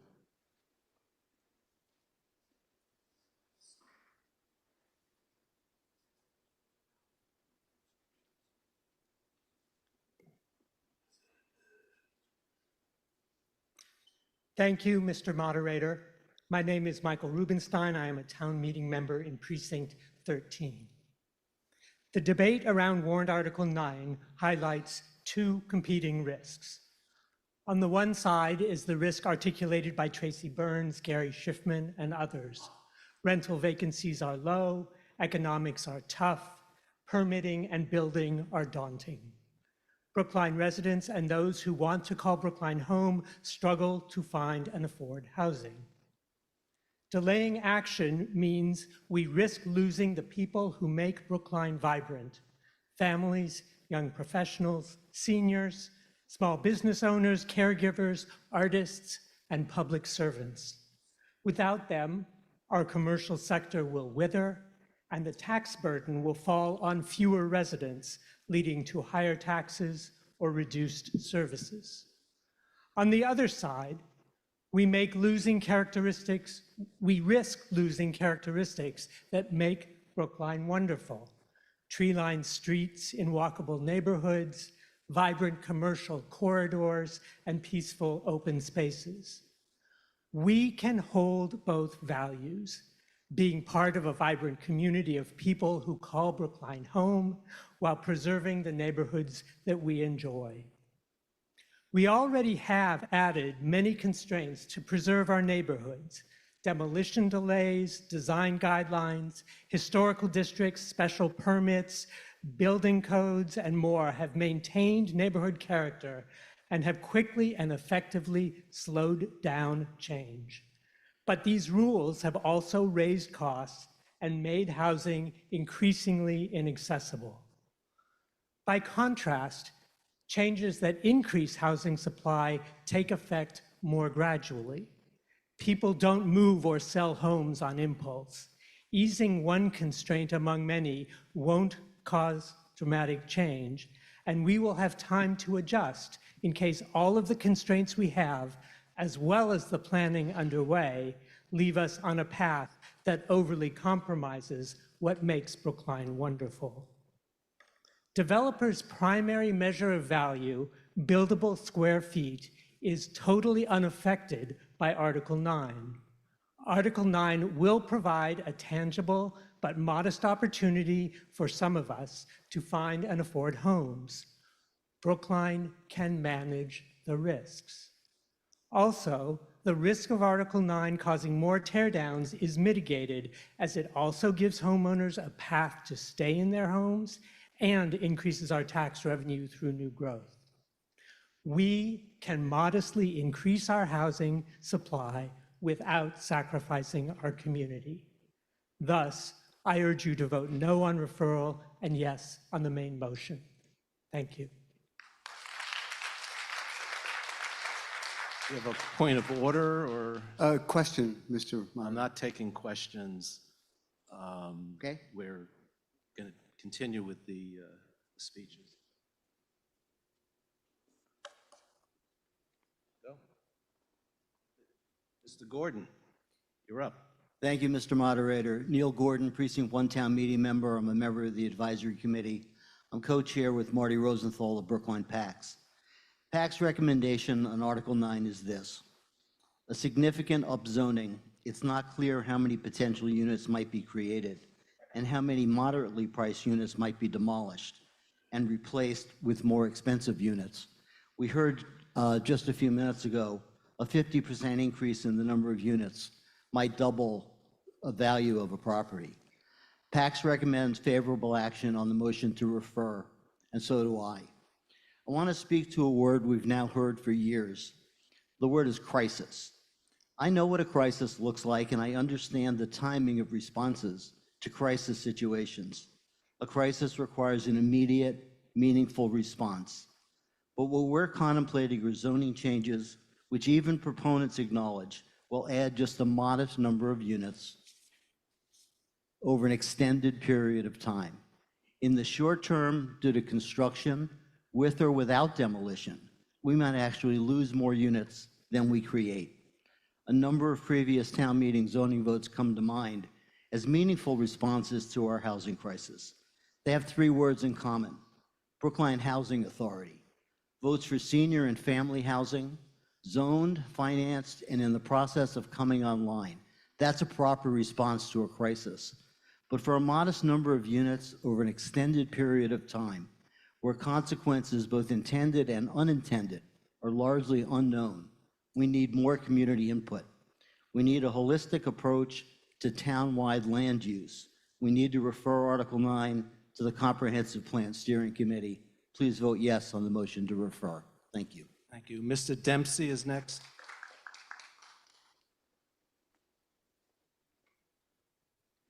After Mr. Dempsey is Mr. Harris.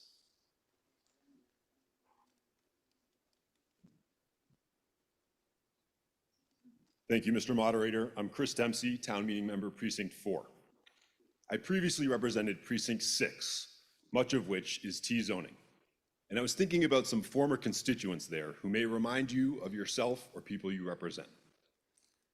They bought their two-family home, a partially converted carriage house, in that T district all the way back in the 1970s. In the 1980s, their home was nearly 100 years old and needed some serious structural repairs. And one of their mothers was ailing and needed a place to downsize and be cared for.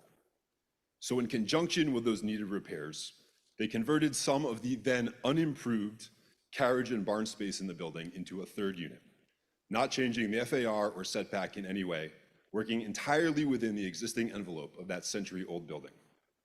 Exactly how that got approved by the building department, I'm still not entirely sure. But the result was a third unit in the form of a simple, no-frills studio apartment of maybe 400 square feet. That unit has now been part of the neighborhood, my neighborhood, for 40 years. I spoke with those former constituents and learned that over that period of time, residents of that unit have included a Brookline native who returned home to attend Harvard Medical School, a hotel service worker, a Brookline native who worked at the Municipal Credit Union, a teacher at the Chestnut Hill School, a public school teacher in Dedham and niece of the homeowners, a teacher at the Park School, a medical resident at Beth Israel Hospital, the elderly mother of a neighbor who moved from Iowa to be closer to her grandchildren, a graduate student whose thesis advisor lived nearby, a chef at a local restaurant, and a Kenyan immigrant who works in the Longwood medical area in a lab. These people have been valued community members participating in block parties, dog sitting for neighbors, and tutoring students. It seems unusual and illogical that our zoning would generally prohibit the creation of a similar studio unit, but would allow the addition of finished space if it were added to the existing unit. These homeowners already had a big enough living room. They didn't need a bigger one. But the flexibility provided by that studio unit has helped them as they raised a family on educator salaries. It helped the people who lived there because they had housing, and it benefited the neighborhood overall because it turns out people who live in studios can do just as much for our community as people who live in large single-family homes, and might even be more likely to be dog sitters, chefs, and school teachers. This change is modest because our zoning still restricts what can be built via setbacks, FAR, height restrictions, parking requirements, and more. So I hope you support this warrant article on the merits. If you're considering voting to refer out of deference to the ongoing planning work, note that the city of Somerville, whose comprehensive planning effort has repeatedly been cited as the model for Brookline's, passed multiple zoning articles during its comprehensive planning effort. Please join me in voting no on referral and yes on warrant article 9. Thank you. Mr. Harris, and I'll note that after Mr. Harris, all the other speakers are in favor, and I think after Mr. Harris, I'll take the motion to call again. Thank you. John Harris, TMM8, and speaking in favor of referral. If warrant Article 9 required affordability or incentivized modest prices and possibly required size limitations, it would avoid unintended consequences. Those options are not possible tonight, but they could be made part of an improved article coming out of the comprehensive planning process, which, according to both Planning Director Carl Bruton and Comp Plan Steering Committee Chair Paul Warren, could come to town meeting as soon as 1 year from now. That's not too long to wait to get it right. I would like consider the example of what happened recently at 116 Columbia Street, one of two families, kitty corner on Columbia Street, that both maxed out their FAR. According to the Brookline Assessor's Office, 116 Columbia was purchased in February of this year for $6 million by an LLC, a limited liability company based in Cambridge. And according to the Norfolk County Registrar of Deeds, of the $6 million purchase price, $3.05 million is mortgaged. These are sums not accessible to even well-compensated two professional families in Brookline.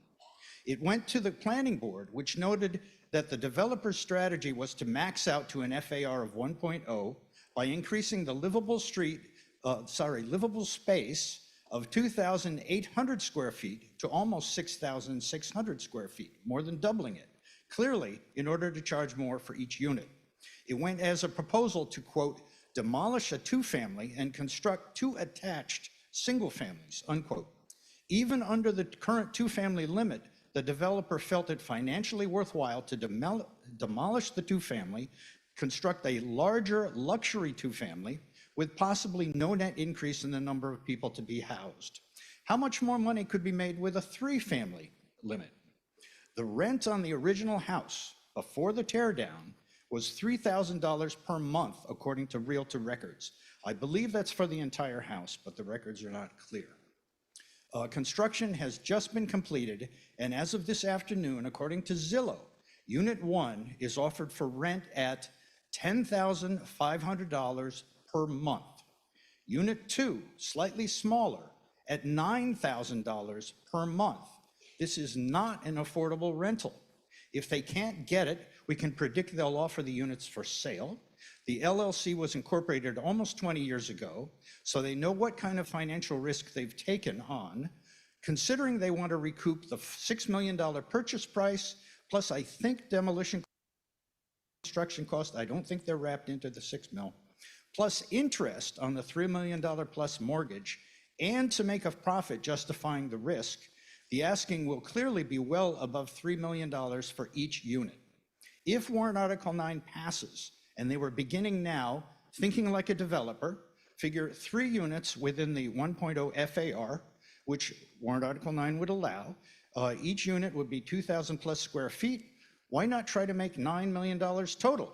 Let's float a $3 million asking price for each of the 3 units and see the response we get.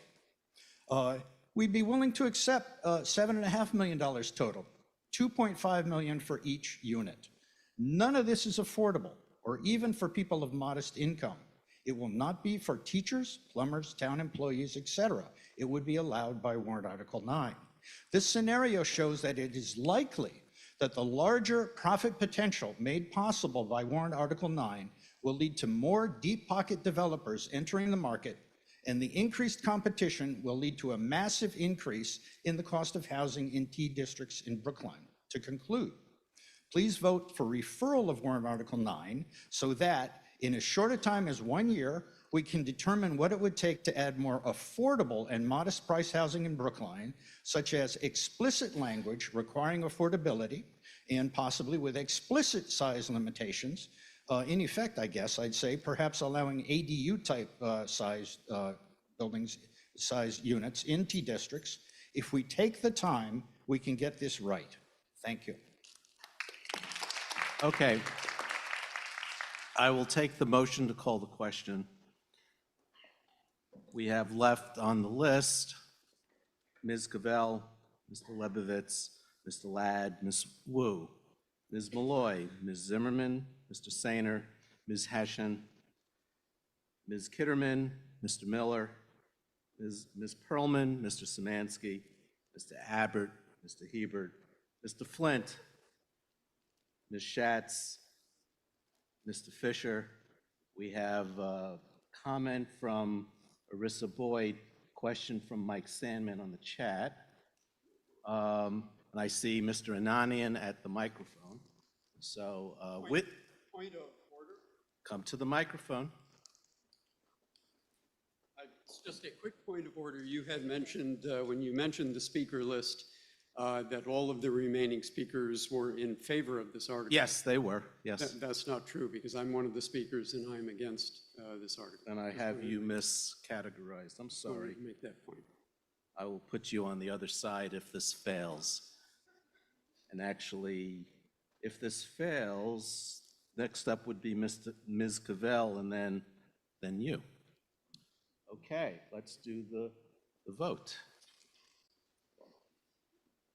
We've been at this for almost 2 hours.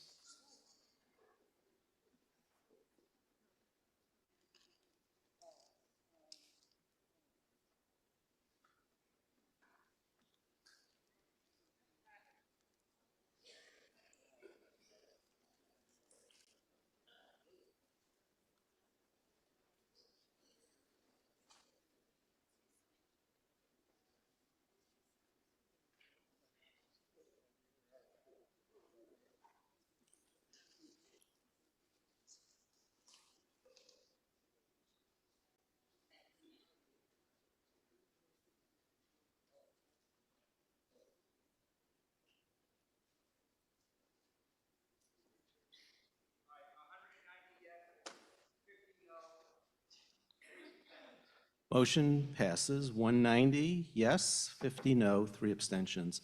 So now we proceed to a vote. So the first vote is the motion to refer, page 9-20. A yes is you're voting to refer it, and if yes passes, we're done. No means we proceed to voting the main motion, which is the adjustment of the zoning. So whenever we're ready, everyone understand where we're going? Okay. Here we go.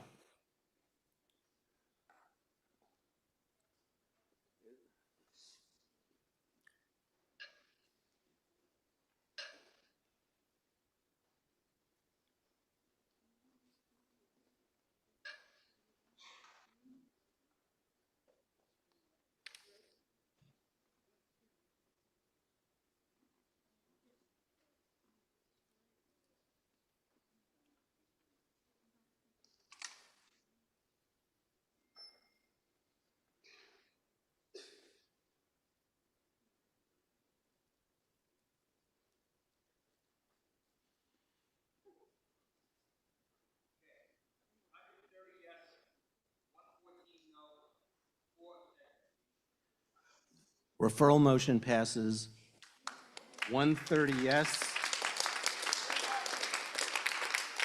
What was the no number? 114 no, 4 abstentions. So we're moving on to Article 11, and I'm going to turn the moderation over to my assistant moderator, Mr. Karen.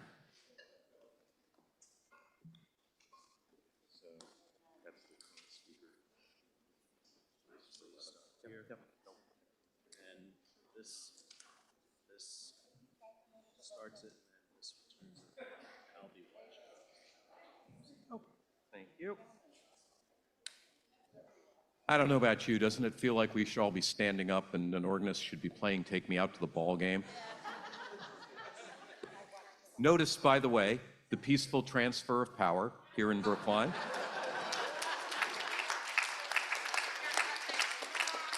And unlike some folks, it will be temporary, and after 2 articles, I will surrender the podium. My job is to make Neil look good, so when I mess up, remember, I'm doing my job.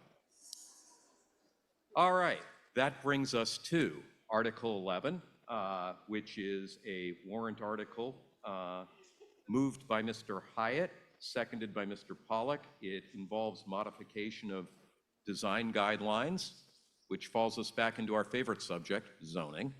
So it will ultimately require a 2/3 vote. Mr. Hyken.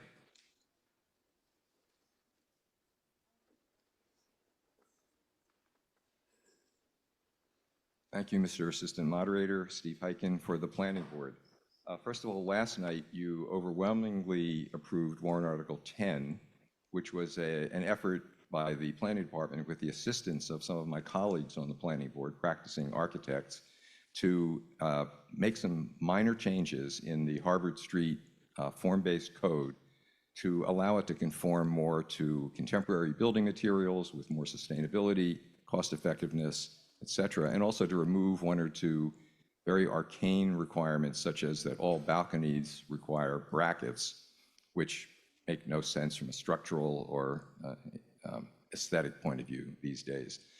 Warrant Article 11 is something that the Planning Board proposed very similar last year when the Harvard Street Form-Based Code was initially before you. Our hope then, and it remains today, was to allow the Planning Board a little bit of leeway in approving projects that substantially meet the requirements and the goals of the form-based code, even if they fail to meet certain very specific requirements. Last year, the moderator ruled that that was out of order as an amendment because it slightly broadened the scope of the form-based code. So we are back this year with a similar proposal, which is to give the Planning Board the ability to approve projects that substantially meet the specific massing, facade articulation, and let me get this right, and architectural elements section, which is Chapter 4 of the Form-Based Code, one of 11 chapters. It has nothing to do with the key elements that were the subject of much debate and public outreach, such as height, setback, et cetera. It only deals with detailed elements of the code, such as the size of a bay, the alignment of windows, the shape of windows, and matters like that. And I do have a slide presentation. I don't know if it can be put up. Yes, and also I'll give you some examples. Let me see how that works. Good. This is the presentation that my colleague Matt Hyatt specifically put together for last night's warrant Article 10, but since there was such broad consensus, he didn't show it. This same slide presentation actually gives you some very good examples of the kinds of issues that the Planning Board sees with contemporary architecture and how it relates to the Harvard Street form-based zone. This building, and these notes here are the kinds of materials that the Planning Board and the department agree should be added to the code, all these red notations. But this is, and these are a bunch of buildings. Some of them are in Brookline, most of them aren't. You may or may not like the architecture of these buildings, but this is an array of recently constructed buildings or buildings in the last 10 or 20 years that to most eyes would look like they are perfectly reasonable structures. This one would not be permitted by the Harvard Street form-based zone because It's all brick. Buildings over 40 feet wide have to have a different material for the base, and that is this entire section. That's the base. The code requires that the base have a different material than the rest of the building. So this would not be permitted. The planning board couldn't say, well, that looks okay, that's all right. No, we can't do that. Next. Mr. Heiken, Yes. Technically you are out of time. How much I more have time do you about think- 5 more slides. How quickly can you do that? I can do it in another minute. Slides? Another minute. Another minute, okay. Yeah. This building, see these dormers? The form-based code requires that the spaces between dormers be larger than the dormers, so this wouldn't work. These dormers, I think, are probably more than 10 feet wide, so they wouldn't be allowed. Next. This is probably the most unattractive building in the whole group. I can't find anything that the form-based code wouldn't allow, except these dormers which break the eave. Now, that's not allowed in the T5NH, but the Harvard Street Code doesn't say anything about that. Next. Go on, nothing particular here. This building has a facade well over 70 feet, and it is supposed to have an architectural vertical break. It doesn't have one, so that wouldn't be allowed. Next. This building, these windows don't line up. The form-based code requires that windows align vertically. You can't do that on Harvard Street. Next. Go on. Go on. I want to get to my own. Here's something in Brookline. This bay is wider than what the form-based code allows, and it doesn't project enough. Next. Go on. This is in Brookline. I think, go on. Okay, my last few slides. If you've ever seen me on Zoom, this is what you see behind me. This is my den or my home office, whatever. That's a bay. That's a chamfered bay. Next slide. That's the same bay from the outside. That bay is 14 feet wide and extends 4 feet. The form-based code only allows a bay 10 feet wide and to project 3 feet, so that's not allowed. Next. This is a rectangular bay. That's 16 feet wide. That's also something that wide is not allowed in the form-based code. And finally, the windows that you see here are aluminum-clad wood, which until Warrant Article 10 was passed last night, aren't allowed either. So we're asking that town meeting give the planning board the right to allow minor deviations from the code. And only just one more thing, the 2 biggest affordable housing projects that are in the pipeline right now, one is the Brookline Housing Authority's Walnut High project, which is in the M+ district, not the Harvard Street district, but just outside it. And the second one is the Hebrew Senior Life's new senior housing project that's almost finished on Center Street. Both of those are passive house, affordable, highly cost-effective projects. Both of them are using windows that are known as UPVC. Those are not allowed even under Warrant Article 10. Mr. Heiken, we're way past the slideshow and we're way past the time limits. I got to ask you to conclude. I am concluding. So we're asking you to give the planning board the ability to allow these variations without having to come back to you every year and have a 2/3 vote to allow these windows in a Harvard Street project.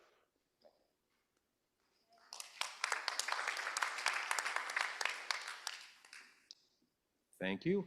Ms. Florio.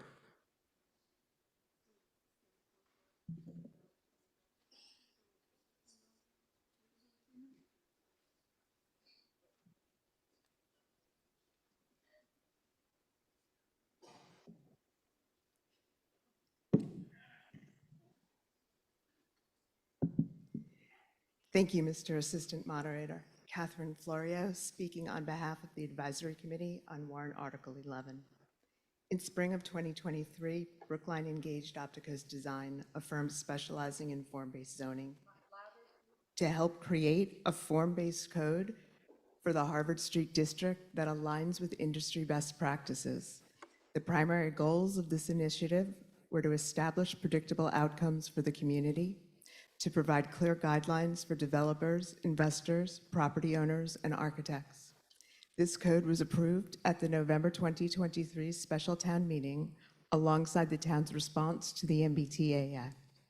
Passing this warrant article would allow the planning board to approve designs that do not meet the massing, facade articulation, and architectural elements outlined in Chapter 11.4 of the Town Code after they had held a public hearing and published a report. The planning board believes the current code is too restrictive and they claim that it might be discouraging to architects and developers who may pursue projects on Harvard Street. No evidence to support this belief was provided. The Planning Department chose not to support this article, telling us the Planning Department chose not to support this article, telling us they had submitted Warrant Article 10 to address their revisions to the code. Commenters noted that the Harvard Street form-based zoning was developed through careful compromise among multiple parties and received strong support at town meeting in November 2023. The code was designed to provide flexibility and certainty to residents and developers. Allowing the planning board to override the code potentially puts that compromise at risk. There was consensus that the code was untested and it is too soon to make changes. The planning board should resubmit this article when it can provide evidence that it is needed. By a vote of 2 to 16 with 2 abstentions, the advisory committee recommends no action on warrant Article 11. Thank you. Mr. Pollack.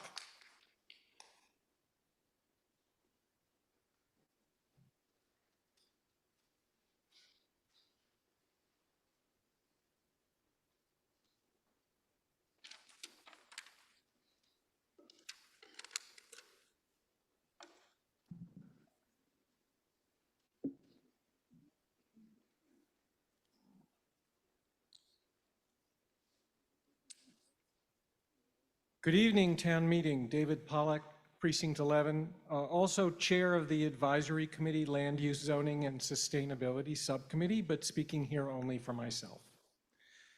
The word shall appears 423 times in the Harvard Street zoning standards that we adopted a year ago and that we amended last night. For example, quote, ground floor doors to commercial tenant spaces shall have an 18-inch high metal kick plate at the base. Oops, bad idea, doesn't go on a glass door. Too restrictive, can't do that. Let's spend a few months and ask town meeting to take this one out.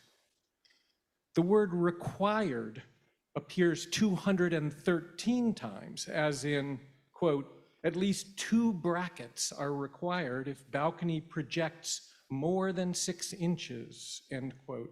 Another oops fixed by Article 10 that we just passed.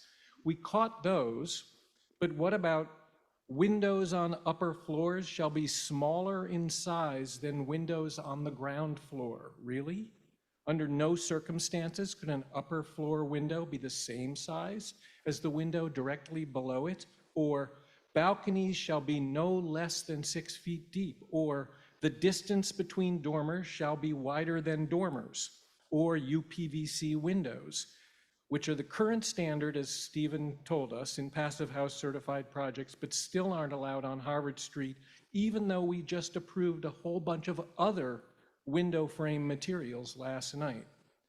All of this precision, this absolute restriction, is generally a good thing, except when it comes to real projects on specific sites, where it can tie things up, slow things down, and lead to outcomes that are less suitable than we would like, or no outcomes at all.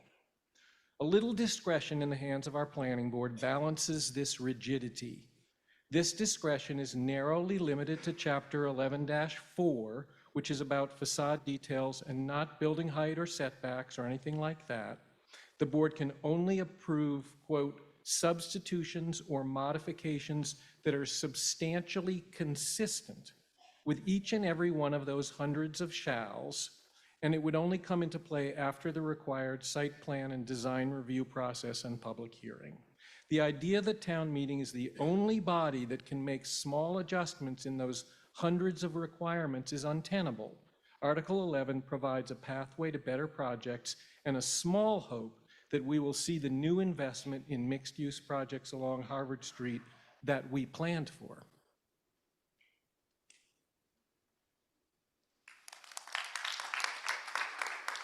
Thank you, Mr. Pollack, and thank you for getting in under your allotted time.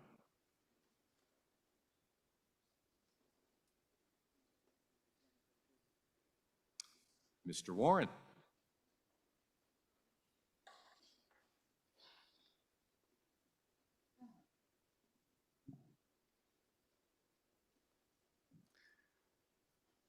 Thank you, Assistant Moderator. Paul Warren, speaking for the Select Board. Warrant Article 11, which has already been mentioned, was submitted by the Planning Board to make changes to the language of the Harvard Street form-based zoning. Article 11 would allow the Planning Board at their discretion to make substitutions or modifications to the form-based code relating to massing, facade articulation, and architectural elements.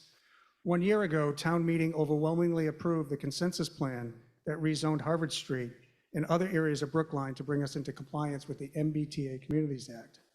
The consensus plan and form-based codes was passed after extensive community engagement that shaped and refined the plan through multiple presentations, community surveys, walkthroughs, and precinct meetings, and thousands of mailed notifications to property owners, merchants, and residents.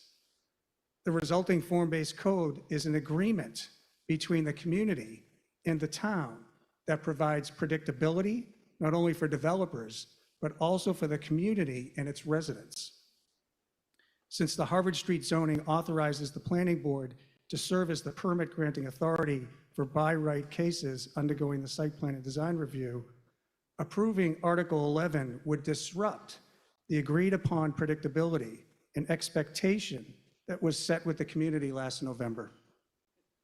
The Planning Board has an alternative path available to it to modify the form-based zoning to address the concerns that it has. As with Article 10, which we passed yesterday, the Planning Board should work with the Planning Department to explore potential adjustments to the form-based code after giving sufficient time for the new zoning to be used. It's only been a year. Making broad changes absent a reasonable amount of experience with the Harvard Street zoning is premature. The Select Board, by a vote of 4 in favor and 1 against, recommends no action on Article 11.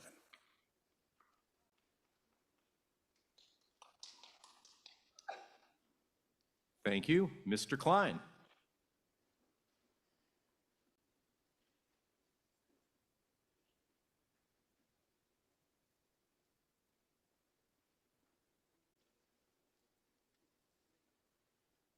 Good evening again. Jonathan Klein, Town Meeting Member, Precinct 17, member of the Housing Advisory Board, speaking only for myself. I was a huge supporter of the Harvard Street rezoning. I thought it was a terrific idea to open up the ability to build more significant housing and retail along Harvard Street. I confess I did not scrutinize the details of the brickwork, the windows, the doors, the bays, or any of those details because I didn't have the expertise to do that. I am a little bit distraught that there haven't been any proposals to build new housing along Harvard Street. There's been one proposal so far to build a daycare facility. And I am really distraught by, now that I am learning and understanding more about it from the Planning Board, about what appears to me a level of over-detailed regulation that we are engaging in here. I want to, some of my, Democratic friends may be fans of Ezra Klein, a New York Times columnist, who has done a lot of really good work looking about why we don't build stuff in America, why we don't build the solar power we need, why we don't build the transportation networks we need, why everything costs 3 times as much here as it costs to build in other places, right? The reason for that is that we over-regulate. We over-regulate details in so many ways, and this is just one example of that. So I really think that this very moderate proposal from the Planning Board, from the architects that we appoint through our Select Board, who have expertise in all of the things we're doing here to make what Mr. Hyken described as very moderate changes, not to any of the key elements, but to the architectural details to allow projects to go forward instead of waiting for another town meeting so that that can be changed, is what we need to do if we want to start building stuff. So I strongly encourage you to vote yes on warrant Article 11. Thank you for your time. Thank you. Ms. Pelkey.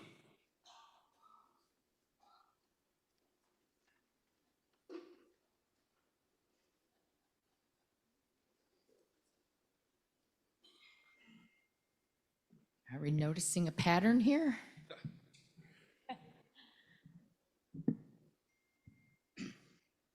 Oh, don't start my time yet.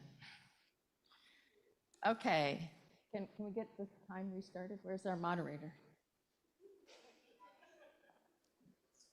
I'm sorry, how may I help you? Yes, could I? You're not off the hook yet. Could we restart my time, please? Okay. Thank you. Good evening. Linda Olson-Pelkey, Town Meeting Member, Precinct 17, speaking for no action on Article 11. In May of 2023, the town of Brookline hired an award-winning form-based, next slide.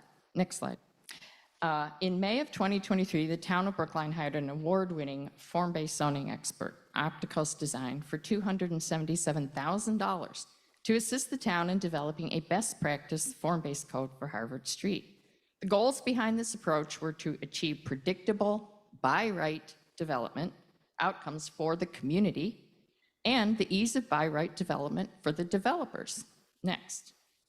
The discretion sought by the planning board would be granted if they think the proposal is substantially consistent, but there are no guardrails around what that deviation might be. How far? How much? How much are we changing? This is a very vague and subjective standard that will result in unpredictable outcomes for the developers and the community. Next. The planning board wants to be able to waive design standards having to do with all of these features listed here, including facade modulation, roof forms, windows and openings, and more. Next, we've already had one development proposal under the new form-based code. That's the Child Care Center at 264 Washington, and the proponents were able to design their building to meet the standards. We should give it some time and allow several proposals to come through the process to see if there really is any issues with the code. And if there are, then specific changes should be brought to town meeting. That way we can still maintain predictable outcomes and by right development. Next, for many of these elements, the standards are expressed as a range, thereby already allowing significant flexibility within the code, such as this example of standards for square bay windows given as a min-max range. Next, in addition, Section 11.1 identifies the way the existing code can be deviated from, such as allowing a 10% deviation on lot size, 25% deviation on the amount of facade, 10% deviation in building depth or width, showing again that flexibility is already built into the code. Next, the combined proposal brought to town meeting in response to the MBTA Communities Act represented a significant consensus. The negotiation yielded substantial improved conditions for abutters and protections for small businesses. A wide range of town meeting members were able to support the combined proposal because we knew what we were getting. The clarity of the design standards meant that residents could be confident about what redevelopment could bring. Please vote no action on Article 11. Let's keep the code we pay for and allow the town to retain the benefits of predictable outcomes and by right development that we all supported. Thank you.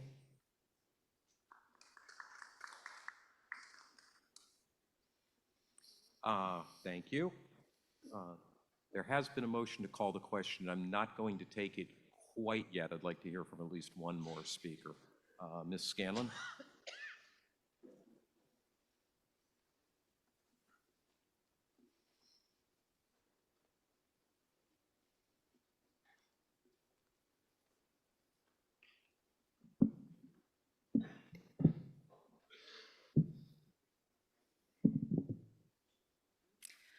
Thank you. My name is Kathleen Scanlon, Precinct 3. I'm a member of the Zero Emissions Advisory Board, the Comprehensive Plan Steering Committee, and speaking for myself in favor of Warrant Article 11. Last night, we passed Warrant Article 10. As we heard, Planning Department staff worked closely with Planning Board members Andrea Brew and Matt Hyatt to expand the list of allowed exterior materials, which had been restricted to just brick, slate, and fiber cement. The combined reports further stated that because of the extensive community engagement shaping the Harvard Street form-based code, Ms. Brew, Mr. Hyatt and staff were careful to respect the standards for aesthetics that stakeholders valued. The additional allowed materials would be consistent with these priorities by including products that resist rot and rapid deterioration, and consistent with the intent of the district to facilitate multifamily housing. The additional materials are also widely used products that combine performance, sustainability, and affordability. In other words, they offered their professional expertise. Doesn't this justify the need to pass Warrant Article 11? Is town meeting really going to take up each case-by-case basis to make a decision when things can't be categorized neatly because of field conditions, partial renovations, compatibility between proportions or materials, or other factors? Every building is different, and renovations pose particular challenges with scope, adjacencies to existing historical conditions. It was the planning board's architects that were consulted to expand the list of materials, and they understood their job to respect the standards for aesthetics that stakeholders valued. It is the professional expertise of the planning board that is needed to make these informed decisions and have dedicated meetings to do so. It seems very likely that more such issues will arise as new projects are proposed within the Harvard Street district. It also seems very inefficient to require annual 2/3 town meeting approval of such specific design issues as the use of metal, whether steel or aluminum, for windows, which were prohibited until last night, and which most town meeting members don't have particular knowledge about. This is just not a practical way to run the form-based code for Harvard Street. And just who would venture to take the risk in renovating or redeveloping a property when the outcome would need to depend on a 2/3 vote of town meeting to decide at a future date? Could this be why in 1 year there's only been one project submitted for Harvard Street and it's actually guaranteed a predictable outcome due to the protection of the Dover Amendment? The planning board's professional members are skilled enough to know when a modification would result in a better design outcome. Harvard Street zoning already provides the planning board with a limited measure of authority to make substitutions and modifications to grant permits for by right cases undergoing site plan and design review. Please vote yes for Warrant Article 11 so the planning board can do its job. Thank you. Before I take a motion to call the question, there's at least one person who has been waiting virtually to ask a question. There are some other folks at the microphones. I will take questions, but not comments before I entertain the motion to call the question. Is there anyone standing at the microphones down on the floor who has a question rather than a comment? Good. Yep. I wonder how many of them would have raised their hands if I said I'd take comments first. However, call me cynical. The first in line, however, is participating remotely. Mr. Zelka has a question for the building department, and Mr. Bennett is also participating remotely. Mr. Zelka, what's your question? Zelka, excuse me.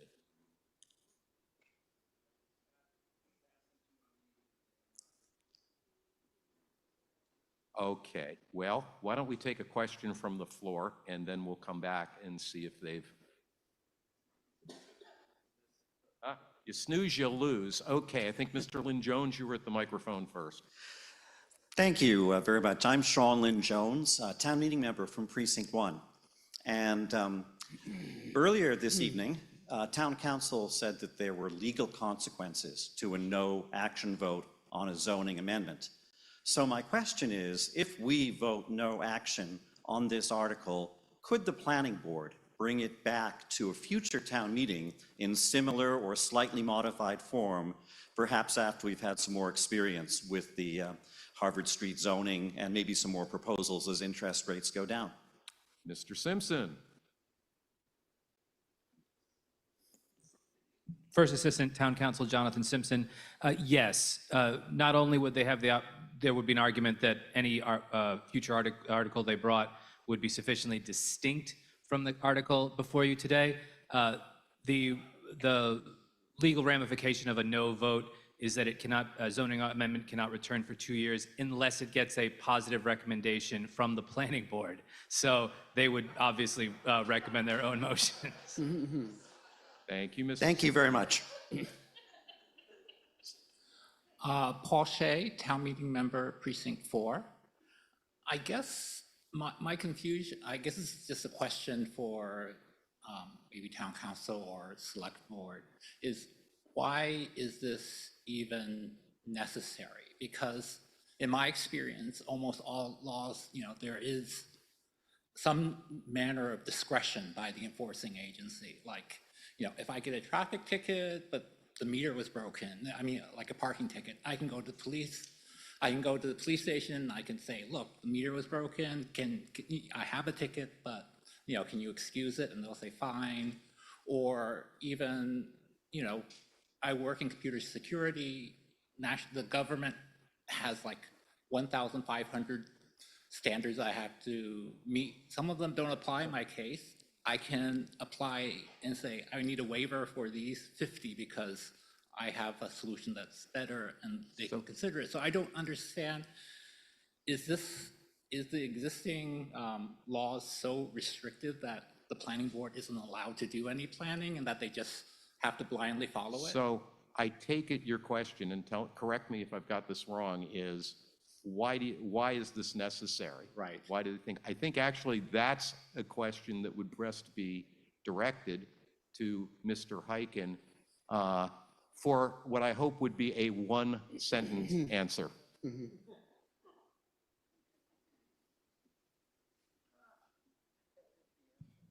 Steve Hyken for the Planning Board. As Ms. Pelkey pointed out, there is a section of the form-based code in which the Planning Board is given discretion within certain percentages, such things as lot size, et cetera, to vary from what's presented. As far as I understand it, the specific requirements of Section 4, facade, articulation, massing, and architectural elements, we have no discretion. It either is in the book or it's not. And that's why we're looking for some leeway. Thank you. Mr. Van Scoyac. Thank you very much, John Van Scoyac from the Select Board. Just as a brief preface, I promise not a comment. I do want people to recognize that there is a disagreement between the Planning Department staff and the Planning Board on this, as there was in the prior article. And therefore, your question is? Therefore, my question is, thank you, to Mr. Hyken. The Planning Department's form-based code is very specific, and it does not allow for that much of a departure by a developer. What do we have to rely on in this alternative approach, which, based on the presentation we saw, seems to be based on collective taste, or whatever we're thinking in the moment we like or don't like on the planning board?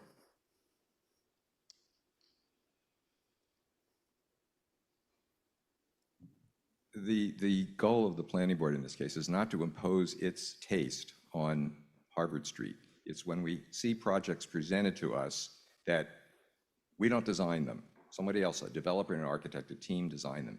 If they don't feel that they're able to meet every last detail of what the code requires, it gives us the ability to say, this looks okay. This is what the code is trying to get to. You might not have enough spacing between your bay window, your dormers, but we think this looks all right. We're not designing it. We're responding to a design and trying to approve things and not sidetrack things that are trying to do the right thing, even if they miss a detail, like the daycare facility that you saw.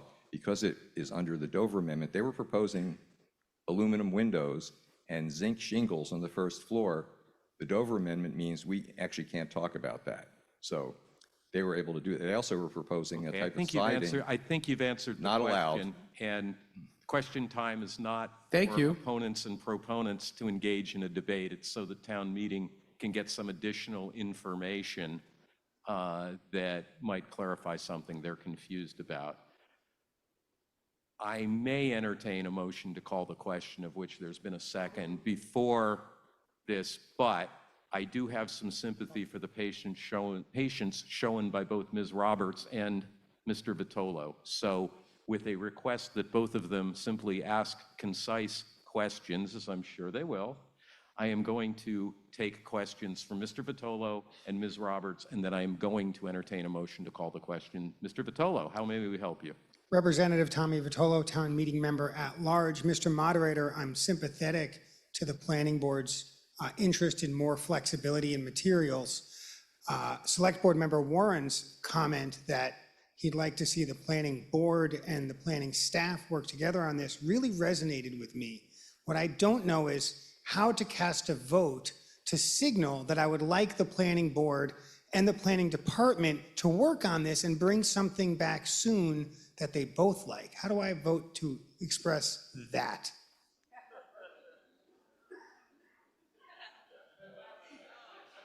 I'm afraid, Mr. Vitolo, you will have to make an educated judgment based on your conscience and your wisdom. But thank you for raising that. More conscience than wisdom. Thank you.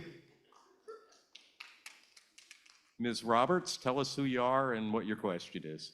Thank you, Mr. Moderator. Susie Roberts, Precinct 17. My question is, as a result of two of the speakers having raised this issue, I think I and others would want to know the answer as to whether or not the form-based zoning design standards have caused, or in any way, shape, or form, the reason for having one and only one project in the past year, as opposed to other factors such as very high mortgage rates and costs that have gone up the roof for construction as well. Has anyone ever done any research on that? On whether the form-based zoning has resulted in only one project being done? Correct. Who do we have here? Is Ms. Bruton here, or someone from the planning department who can address that? Polly Selko, Regulatory Planning Director. We really can't tell at this point. I mean, it's only been a year since that's been passed, so we don't know what the cause is. I think, you know, you need more time to determine whether it's the mortgage rates or whether it's the actual law itself. Thank you. Thank you. So I'm going to take the motion to call the question if there's a second. I hear seconds. Still signed up to speak is Mr. Chris in favor. Online, Arissa Voigt has signed up to speak, I believe, against. It'd be like a comment from the floor, except she's participating virtually. Ms. Khan is at one microphone, and I don't see anybody else at any other microphones. Or were you also at the microphone? I'm signed up to speak. Oh, you're Mr. Chris? Yeah. Okay. Well, if the motion carries to call the question, then you won't. But if it fails, you will. So, we have a motion to call the question, requires a 2/3 vote, and let's drop that vote.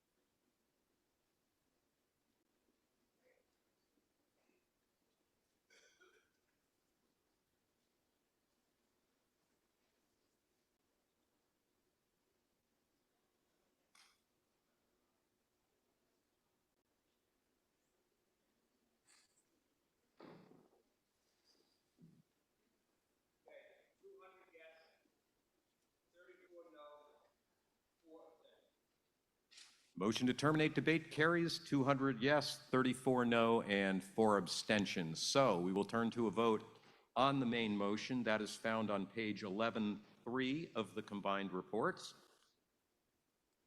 which I think I neglected to tell everyone. So we may have been debating something that you couldn't even find. But it's on page 11.3 As a zoning article, it requires a 2/3 vote. And if we are ready, let's drop that vote.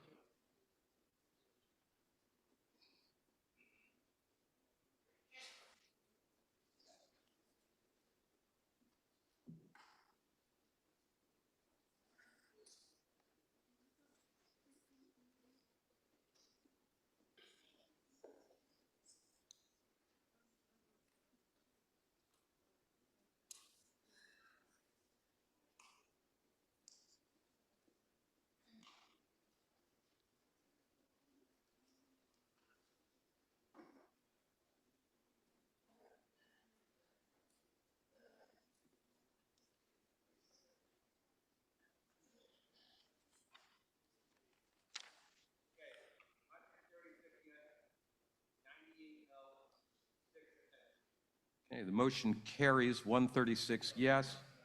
No, excuse me, the motion fails because math was not my strong suit.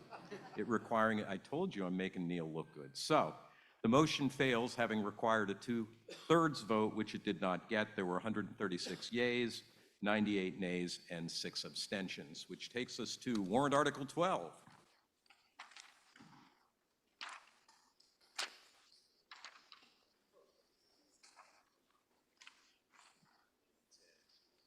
Oh. Ah.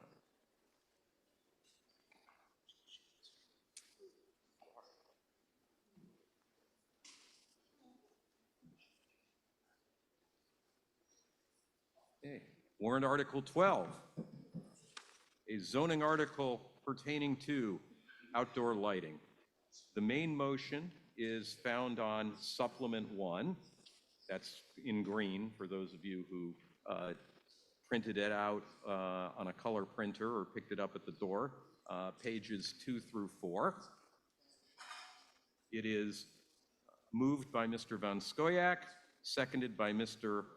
Perlman, and there is also a motion to refer being made by Ms. Murphy and seconded by Mr. Dowdy. That motion to refer can be found on page 12-1. Excuse me, 12-11. So,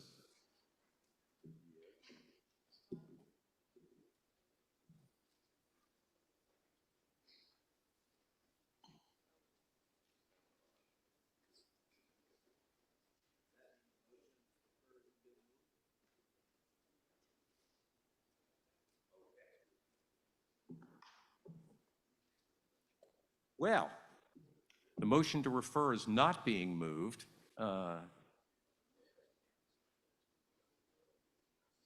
And give me 1 second.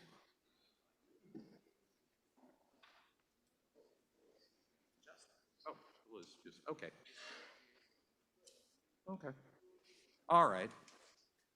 Late breaking news. So the main motion is, wait a minute.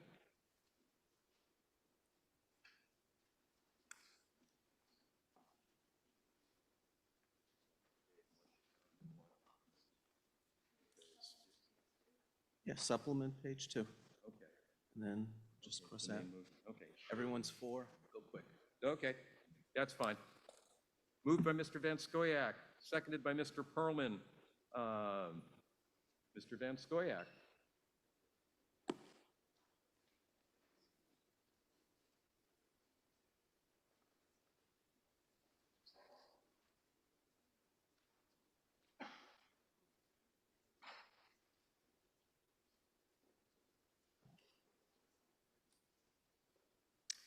John Van Scoik from the Select Board, and for a change, I'm actually going to go under my time limit.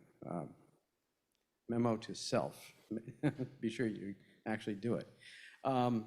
Article 12 adds a section on outdoor lighting in residential districts to the zoning bylaw. The Planning Department took the initiative on Article 12, and I'm going to quote liberally from their description of what the article does. They're the experts. This proposal comes in response to residents' complaints about glare and light trespass. The new section would provide the building commissioner with accessible, measurable standards to make enforcement easier. Staff relied on the definitive standards set by the Illuminating Engineering Society, known as IES, community member input, other municipal regulations, and the expertise of a lighting design professional and Brookline resident. The proposed standards would apply to outdoor lighting only in residential districts, with the potential to add more complex standards suited to commercial and other districts later. The new section would not apply to the Harvard Street form-based zoning, which relies on more complex backlight, uplight glare, known as BUG or BUG rating requirements, and which serves as the town's pilot program for regulating lighting in commercial districts. A unanimous select board voted favorable action on the amended warrant article by the Planning and Community Development Department. Thank you. Mr. Hyken.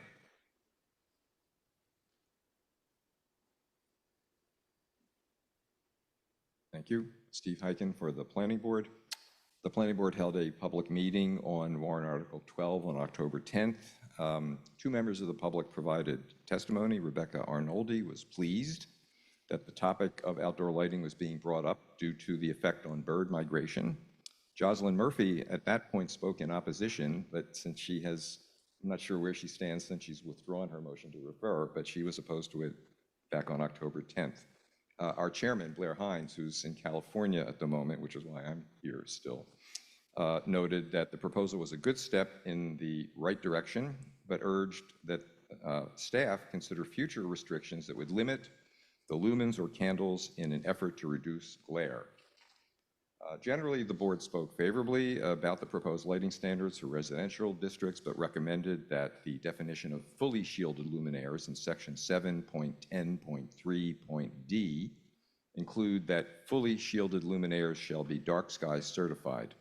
The board also recommended that section 7.10.2e be changed to allow main entrance decorative wall sconces and pendant lights rather than front and back entry decorative wall sconces and pendant lights. Nevertheless, on October 10th, we recommend favorable action by unanimous vote of 6-0. Thank you. Ms. Murphy, who is the last signed up speaker to attempt to shed light on this.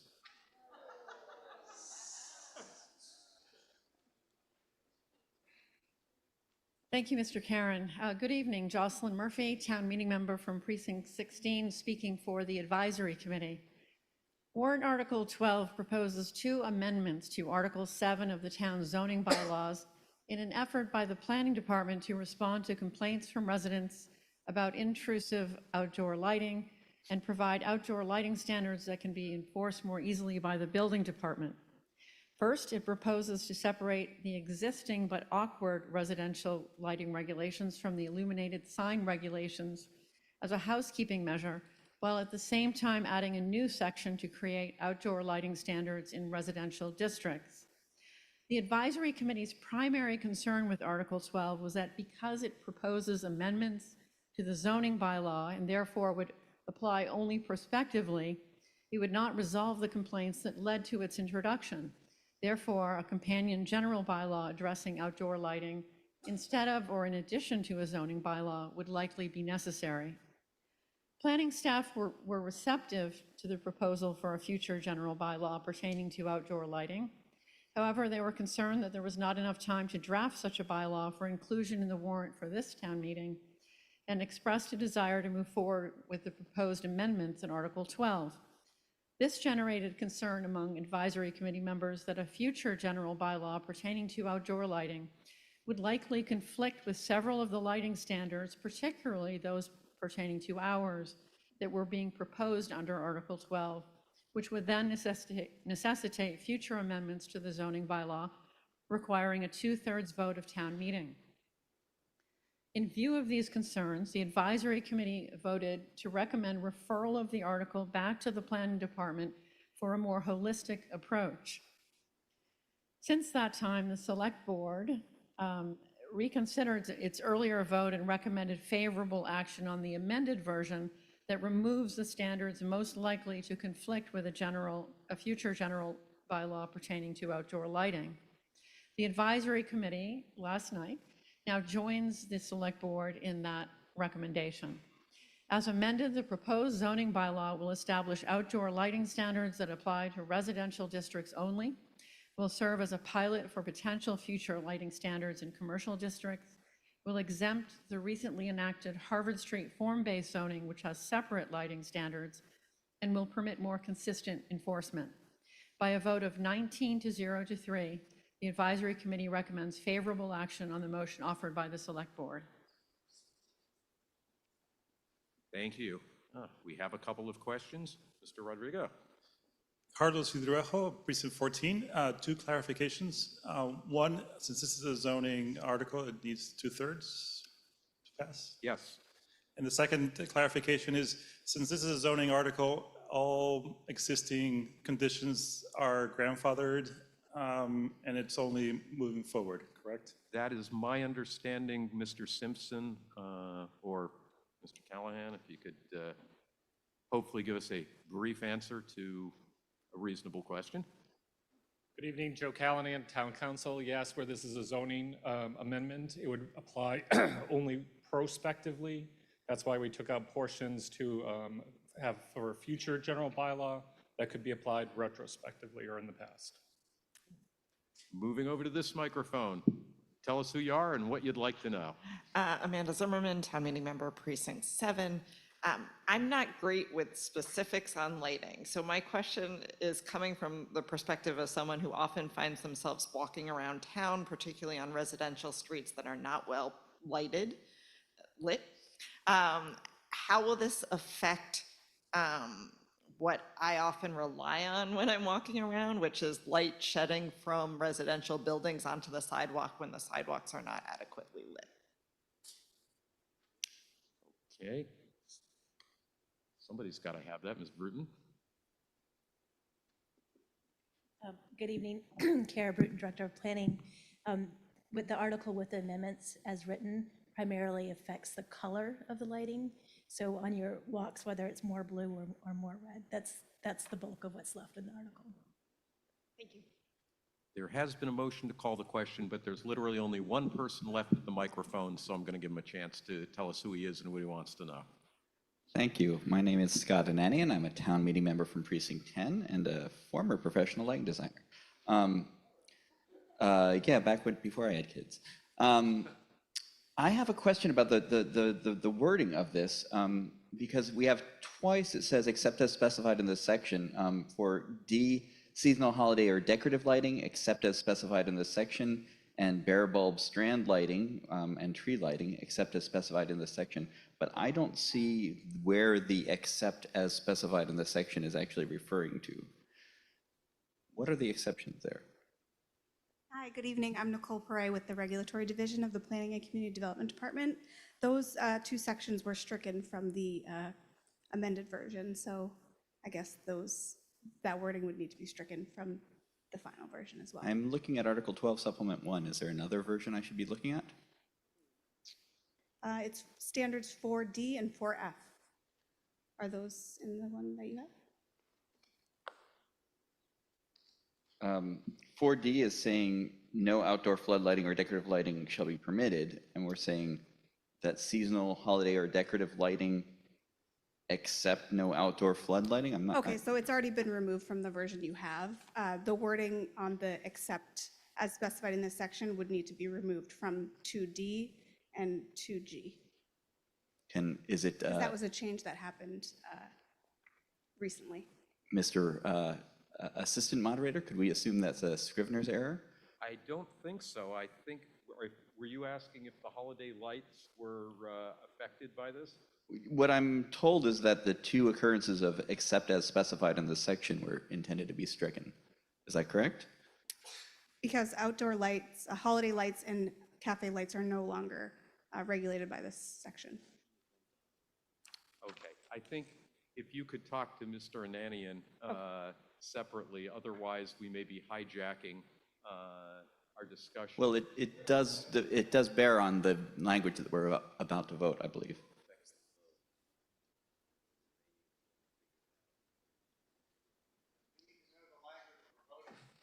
That is a fair question.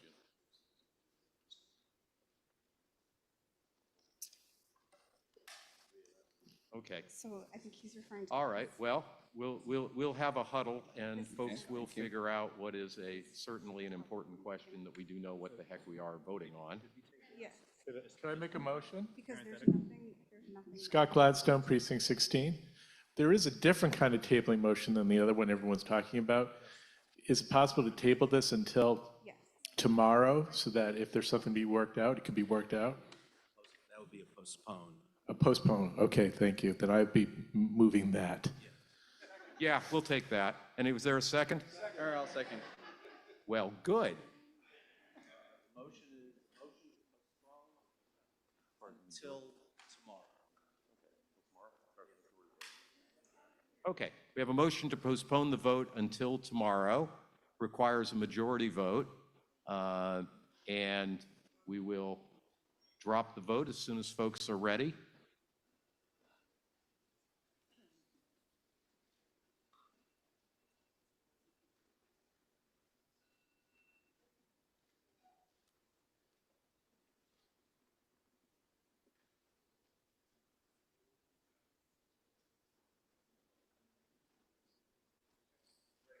We are ready. So we're voting on whether or not to postpone the vote until tomorrow.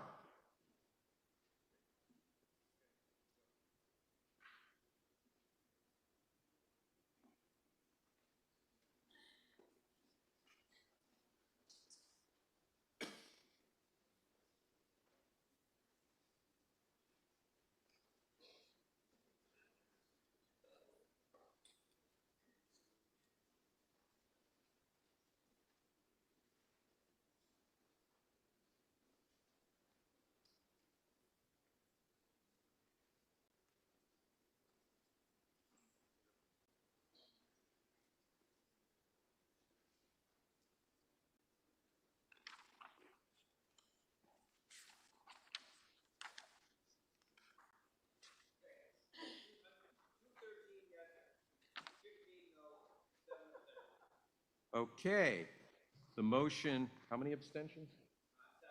Okay.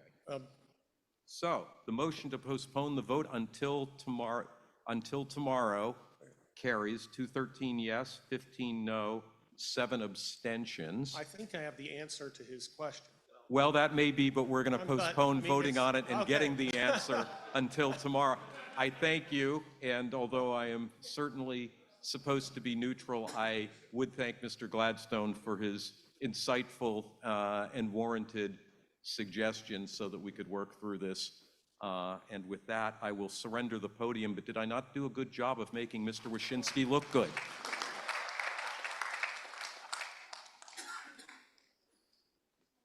So I suggest, Mr. Penzel, why don't you get with town council and figure it out? And we've already voted to do 3 warrant articles as first order of business, so this would be taken up right after that tomorrow. And hopefully, we've had the discussion, so we would just be able to go right to a vote when this comes up. So let's now move on to 13, which is another zoning warrant article. The motion is on page 1311 to 1314. The motion is made by Ms. Jonas and seconded by Mr. Van Scoyac. We have this isn't going to be just people speaking for it, so we have some folks against. So, Ms. Jonas. Hello, everyone. Whoops. Okay. I'm Elisa Jonas, town meeting member from Precinct 16, speaking on behalf of an almost unanimous advisory committee in support of an amended warrant Article 13. The Planning Department filed this article to address concerns by the local business community about certain restrictions in the current zoning bylaw that governs signage. The article provides changes to the bylaw that provide more flexibility for the design and placement of signs, simplifies the approval process for signage applications, and fine-tunes wording for clarification. The advisory committee was supportive of the department's efforts to be responsive to the concerns of the business community, and we worked with the department to amend the original article to address some issues that we identified. The biggest complaint of local businesses has been the current bylaw's narrow limits for the extension of projecting and banner signs. Those are signs that extend outward perpendicular from the wall of a building. The current bylaw allows these signs to extend only 12 inches from a building's wall. The proposed change would allow the signs to extend 3 feet. But note that the total square foot of these signs does not increase. The total square footage remains unchanged from the current law of 12 square feet. I think there's been some confusion by both advisory committee members and by some town meeting members about the thought that it might increase the size of the sign.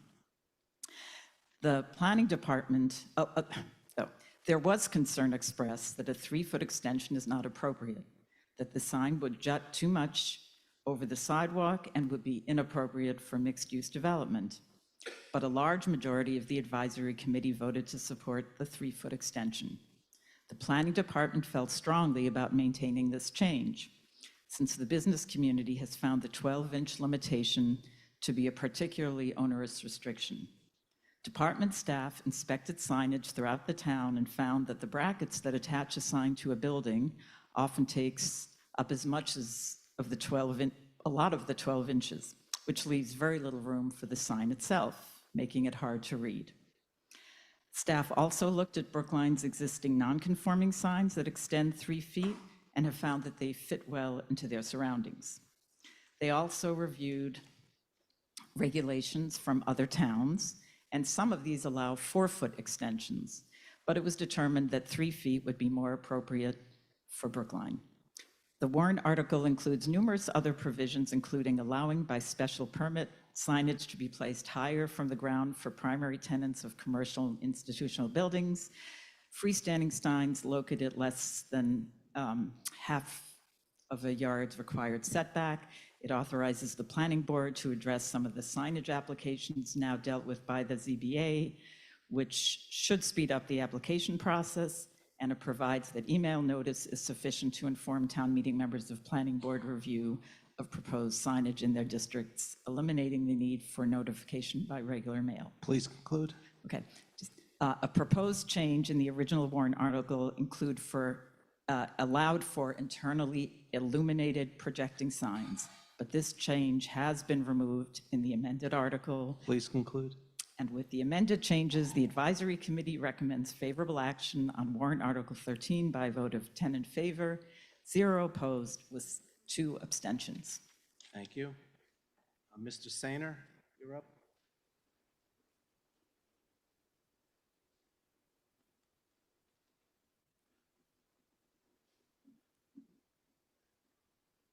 Is Mr. Sainer remote?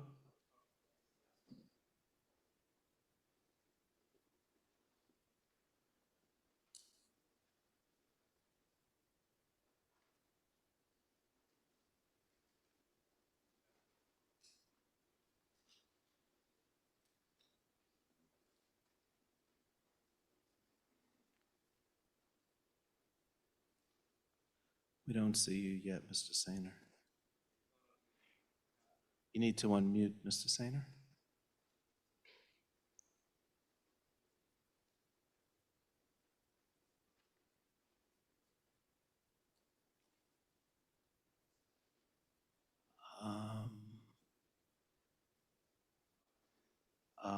We're having trouble unmuting. Why don't we come back to Mr. Sainer? I'm sorry, Neil, this is Paul Taylor. I didn't sign up to speak on this. Oh, you didn't ask? Okay, I'm sorry. Mr. Van Scoyac?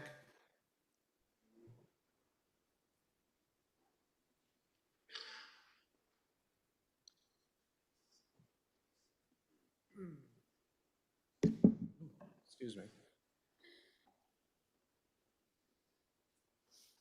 I'm almost ready. Here we go. John Van Scoik from the Select Board. Article 13 is a proposed bylaw amendment that seeks to address design concerns and make it easier for businesses to install effective signage in commercial districts. The Planning Board has already seen a number of applications submitted under the proposed extended allowances for projecting signs. The Economic Development Advisory Board, otherwise known as EDAB, excuse me, met on October 7th and voted to recommend favorable action on the warrant article as proposed. EDAB felt that the proposal would have a positive impact on the effectiveness of signage in the commercial districts throughout the town.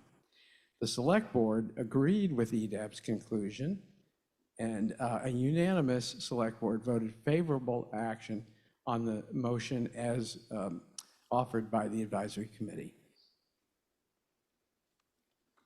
Thank you. Mr. Gordon.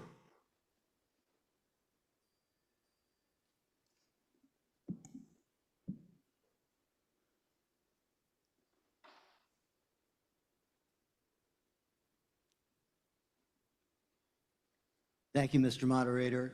Neil Gordon, Precinct 1 Town Meeting Member, and one of the non-unanimous members of the Advisory Committee.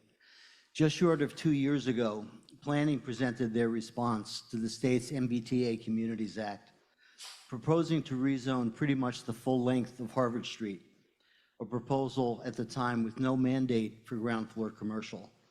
Recall that there was significant pushback, driven largely by an effort to protect our local businesses. A year ago, we voted to approve to upzone most of Harvard Street as a form-based zone, encouraging residential development while protecting our local businesses by mandating ground floor retail. It's in that context that I speak against Article 13, which I see at least in part as an unintended anti-housing article. Petitioner's article explanation included in the combined reports refers to commercial districts, with no mention of the residents our upzoning hopes to attract. The Planning Board similarly describes commercial districts, with not a whisper about the mixed-use neighborhoods our upzoning bylaw encourages. Planning suggests businesses are requesting larger signs to provide more visibility to pedestrians. But does a sign up to 4 feet high need to extend 3 feet over the sidewalk for you to find your destination? I don't think so. Further telling to me, samples of signs Planning showed to the Advisory Committee didn't include any of the size contemplated by Article 13. We were told during the advisory process that signs won't impact residents because signs would be at the retail level and residents would live above them. But actually, no. Residents live in a neighborhood that extends well beyond their housing unit. The look and feel of a neighborhood matters to those who live there, work there, or shop there. I refer again to our much-touted form-based zoning, which we hope will stimulate development. Article 13 can only discourage that development. My pictures are all of Harvard Street buildings, Harvard Street Brookline, and Harvard Street Alston. Let's protect what we have and let's protect what we want. Please vote no action on Article 13. Thank you. Thank you. Mr. Richmond?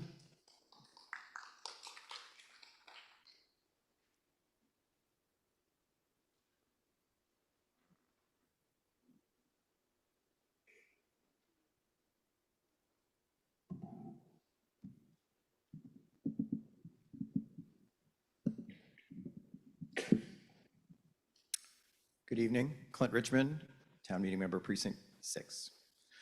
Warrant Article 13 is now proposing to slightly expand the locations for commercial area signage, some of which will likely be lighted. Originally, this article was much more expansive, and I commend the department for responding to feedback. I'm concerned, though, that because I believe this could still result in more signage on existing buildings in our commercial districts. There are 2 environmental reasons to oppose more signage, especially lighted signage: light pollution and visual pollution.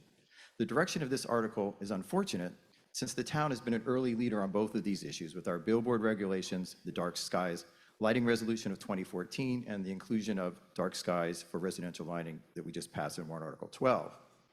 We should not be expanding signage in any way without addressing dark skies compliance in our commercial area as Article 13 proposes. All outdoor artificial light is environmental pollution. Light pollution disrupts the nocturnal habitat and causes harm to plants, insects, birds, mammals, and people. Think sleep cycles. Lighting attracts nocturnal insects and confuses birds. While we need lighting for safety or evening activity, this article highlights why our goal should be to minimize artificial light and maximize dark skies compliance.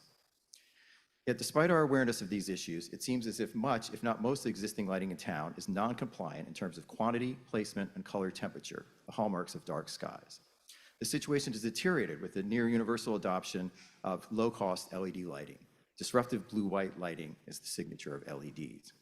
Higher signs, further projecting signs, increasing lighting are all forms of visual pollution, and projecting commercial signs over the public way, a relatively recent option, should be avoided. While we all support local businesses, there is no evidence that these signs are benefiting them. This advertising clutters the view of the residents who have to walk or drive by them every day. As was suggested during the development phase of this article, the Planning Board should revise this article to incorporate dark skies model language to address these issues. But for now, I hope you will join with me in voting no action on this article. Thank you. Thank you. Mr. Hyken?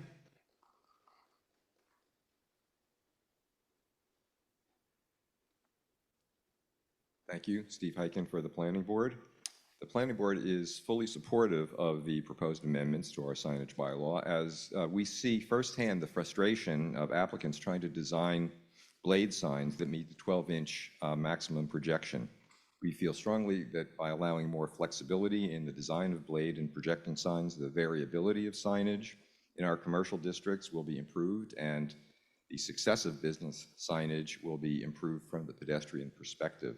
We also don't have any issue with allowing, by special permit, signs on commercial and institutional buildings located more than 25 feet above street level for the primary tenant and subject to some restrictions on size and location.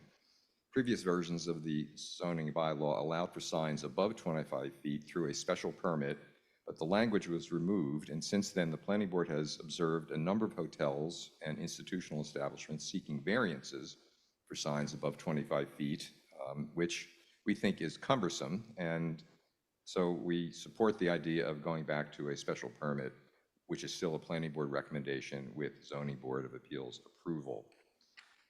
One last thing, we did note that the section regarding facade signs above 25 feet says that they must be located on non-adjacent building facades, meaning like one end of the building and the other. You can't have, by this language, a sign on the end of the building and the front. And we think that's a problem, but we also realize that that can be addressed through, once again, a variance. Nevertheless, we recommend favorable action on warrant article 13 by a 6-0 vote. Thank you. Thank you. Last speaker who signed up is Mr. Lynn Jones.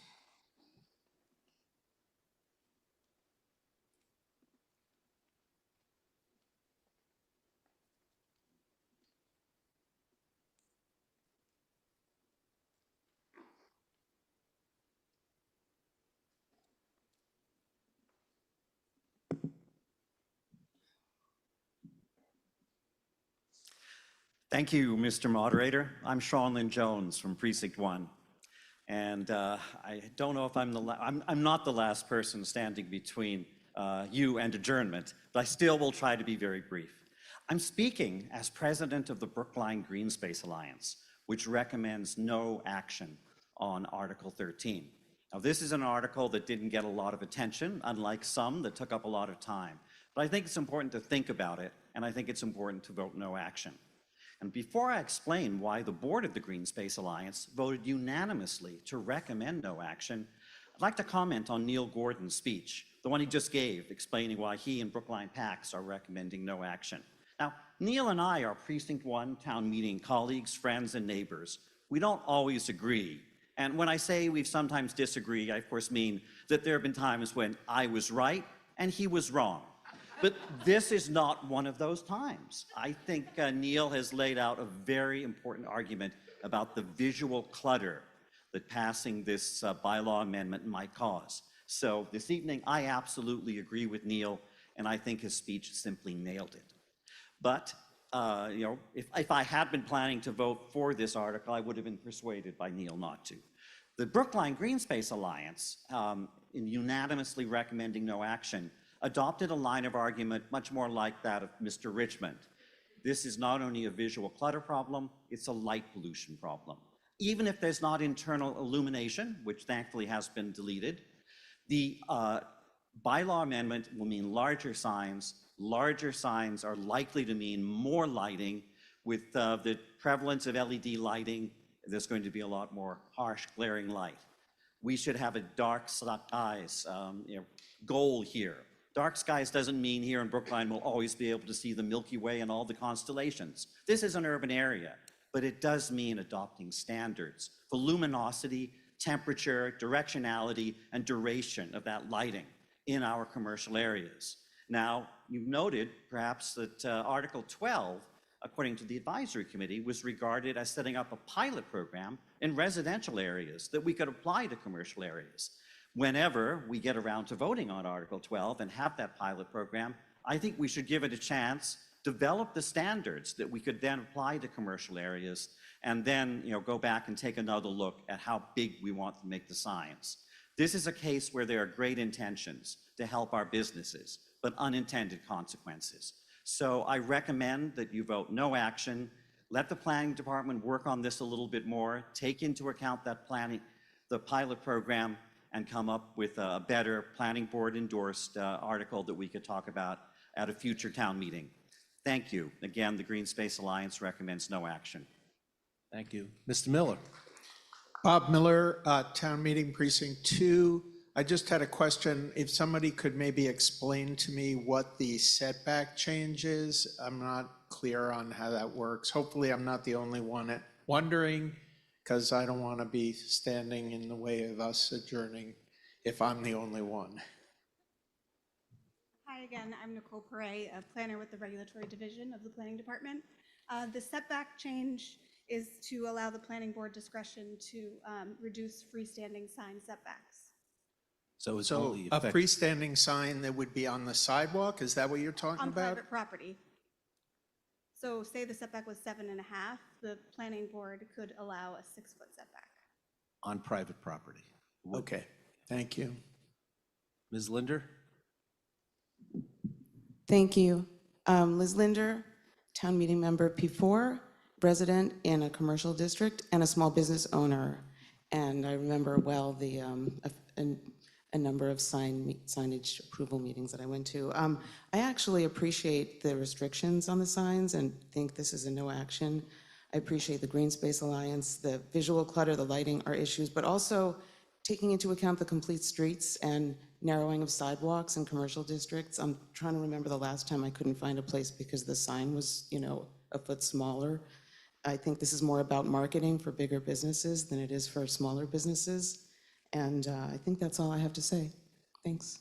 Thank you. I don't see anyone else at the mics, so I think we're ready for a vote. So the vote is on pages 13, 11 to 14. It will require a 2/3 vote to pass. And a yes is to change the zoning to, as you heard, and a no is not to change the zoning. Keep the status quo. So whenever you're ready.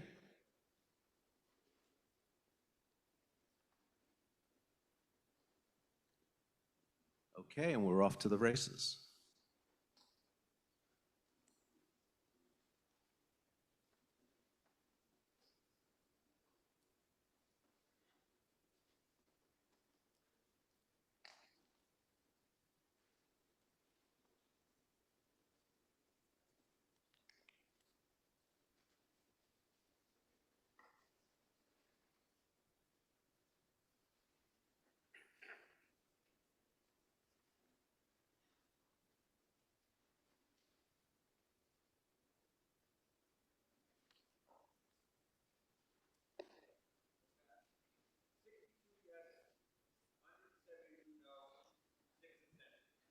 Motion fails, 62 yes, 172 no, and 6 abstentions. So it's now 23 after 10 by the clock in the auditorium. And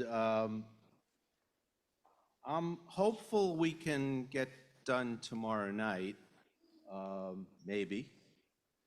We have Articles 14, well, we're doing 17, 18, then 16. Then we're coming back, we're going to finish up 12, then go on to 14, unless we want to try and squeeze in 14 tonight.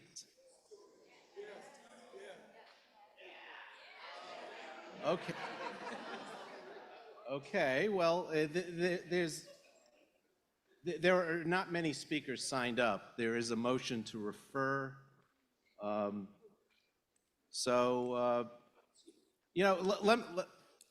Let's get a sense, let's do a vote, motion to adjourn, and if you want to do 14, vote no, and if you want to adjourn, vote yes. Excuse me? Oh, somebody has to make the motion. So moved, and it's seconded. Okay, yep.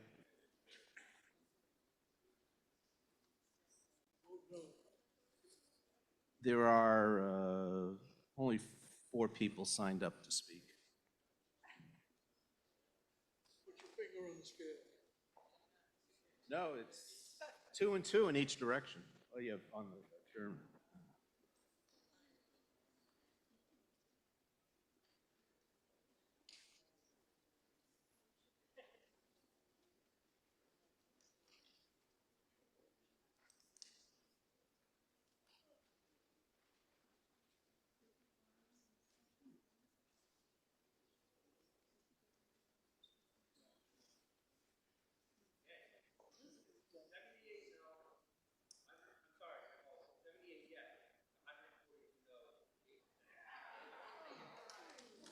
Okay, so we're plowing ahead. Article 14, it's moved by Mr.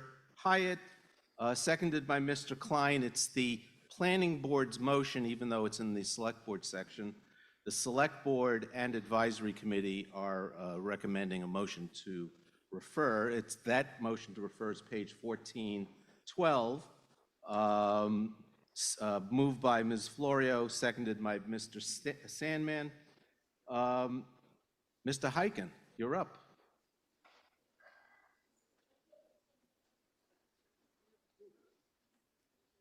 Hello again. Actually, this is a planning department article, not a planning board article.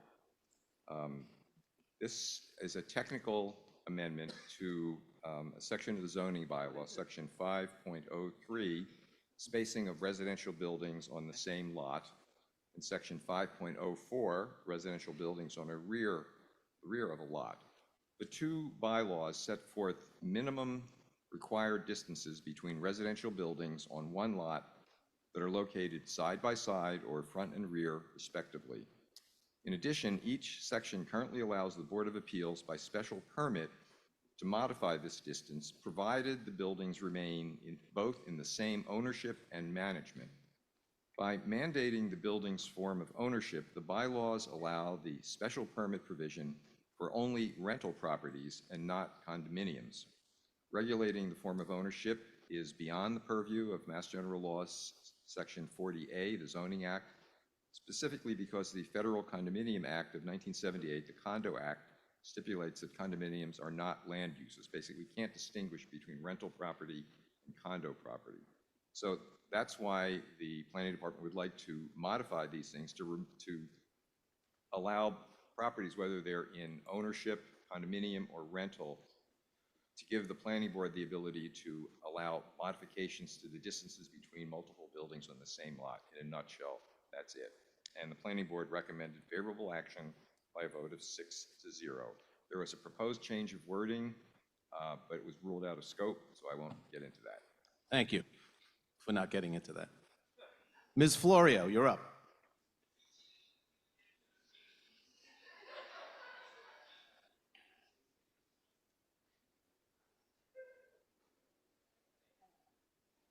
Really?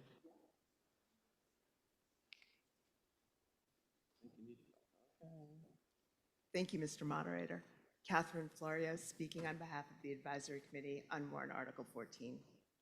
Warrant Article 14 is designed to address a potential conflict in Section 5.03 of the zoning bylaw regard. Can I get someone to help me with the mic?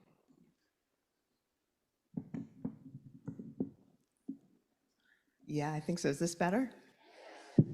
No. Now, remember, you're the only thing between us and going home. I suggest we go home. Thank you. Where was I? Section 5.03 of the zoning bylaw regarding the ability of a property owner or condominium to construct an additional residential building on the same lot. This is a solution in search of a problem. The Massachusetts Condominium Act, also known as General Law Chapter 183A, is the state law that enables condominiums in Massachusetts, and it was passed in 1983. In those 40 years, this issue has not come up in Brookline. Such construction is currently permitted, subject to spacing requirements, but only if the two buildings are under common ownership and management. The proposed amendment, limited to M1 districts, despite this existing in other districts, aims to resolve this conflict by striking the common ownership requirement while retaining the common management requirement. Town staff agreed that this amendment will address the issue only in the M1 district, not in all zoning districts.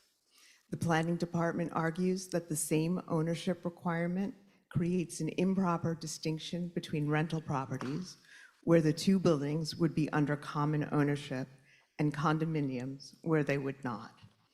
A condominium association would constitute common management, but would not satisfy the common ownership requirement. The petitioner's explanation notes that in the past year, at least 2 owners of 2-family homes in M1 districts have inquired about adding a second structure at the rear of their lots. However, when asked directly, town staff could not identify any specific requests for such waivers. Town staff stated that the sole purpose of the proposed amendment was to resolve the conflict regarding condominiums. However, this amendment introduces new conditions for the grant of a special permit. 1, location of an affordable unit on site, if not otherwise required, or 2, planting a tree.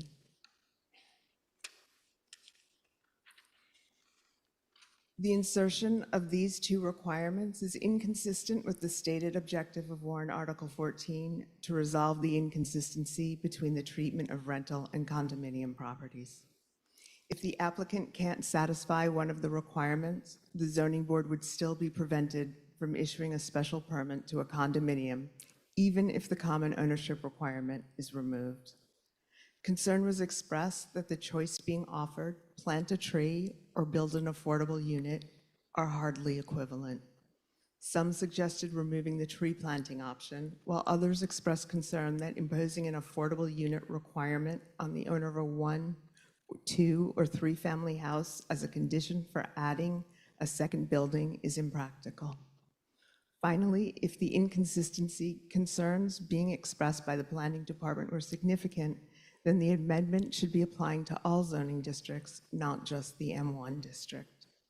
Assistant Town Council Jonathan Simpson commented on this, stating, "We have an underlying issue with all of the districts, and we have not been called out on it yet, so I'm not that concerned."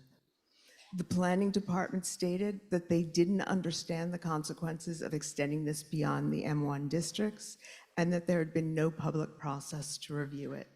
They believed application to the entire town required further study.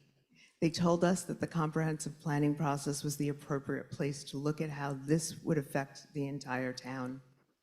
Commenters expressed concern that an unintended consequence of eliminating the common ownership requirement could create an incentive for teardowns. The committee felt that the amendment required further study regarding such unintended consequences, and that the Comprehensive Plan Steering Committee was the appropriate place for this examination, providing an opportunity for broad public input across all interests in the town. The advisory committee recommends referral of this warrant article with a vote of 20 to 2 to 2 abstentions. Thank you. Mr. Klein? Thank you. Mr. Sandman?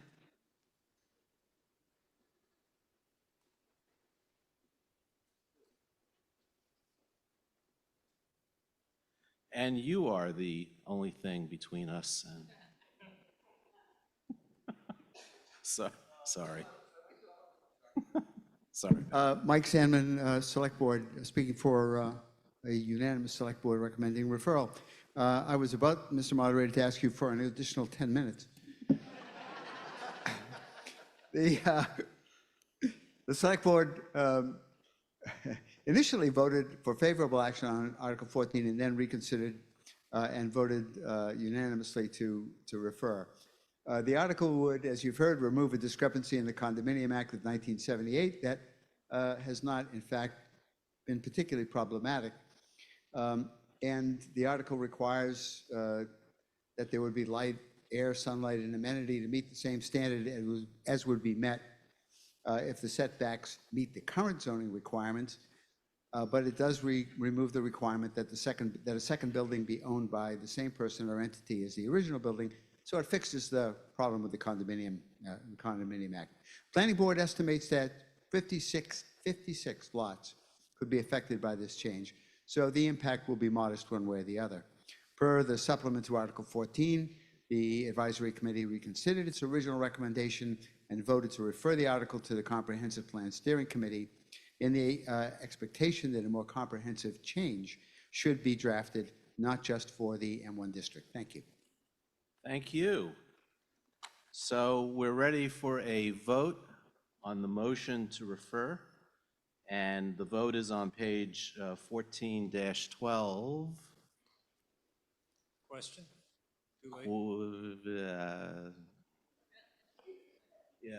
Excuse me? I started the voting procedure, so you're too late, sorry. The motion to refer is on page 14-12, and it needs a majority. So we're ready to go. A yes is to refer, a no is not to refer, and we'll go to the main motion, which will require 2/3. Yes is to refer, no is to go to the main motion, vote the main motion.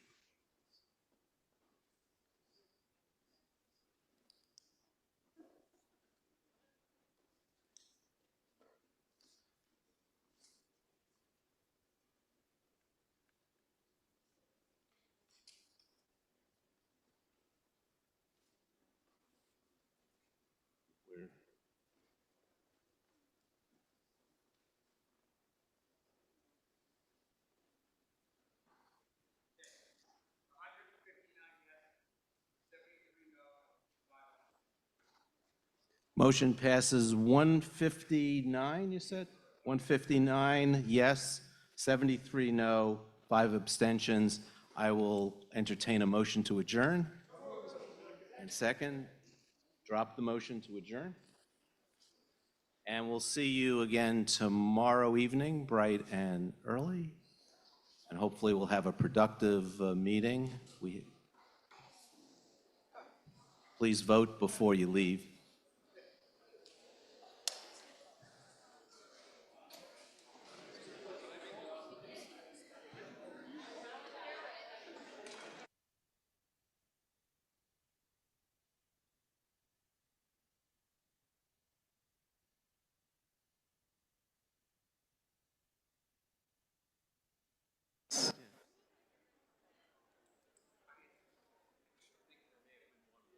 Yeah, last year we did one.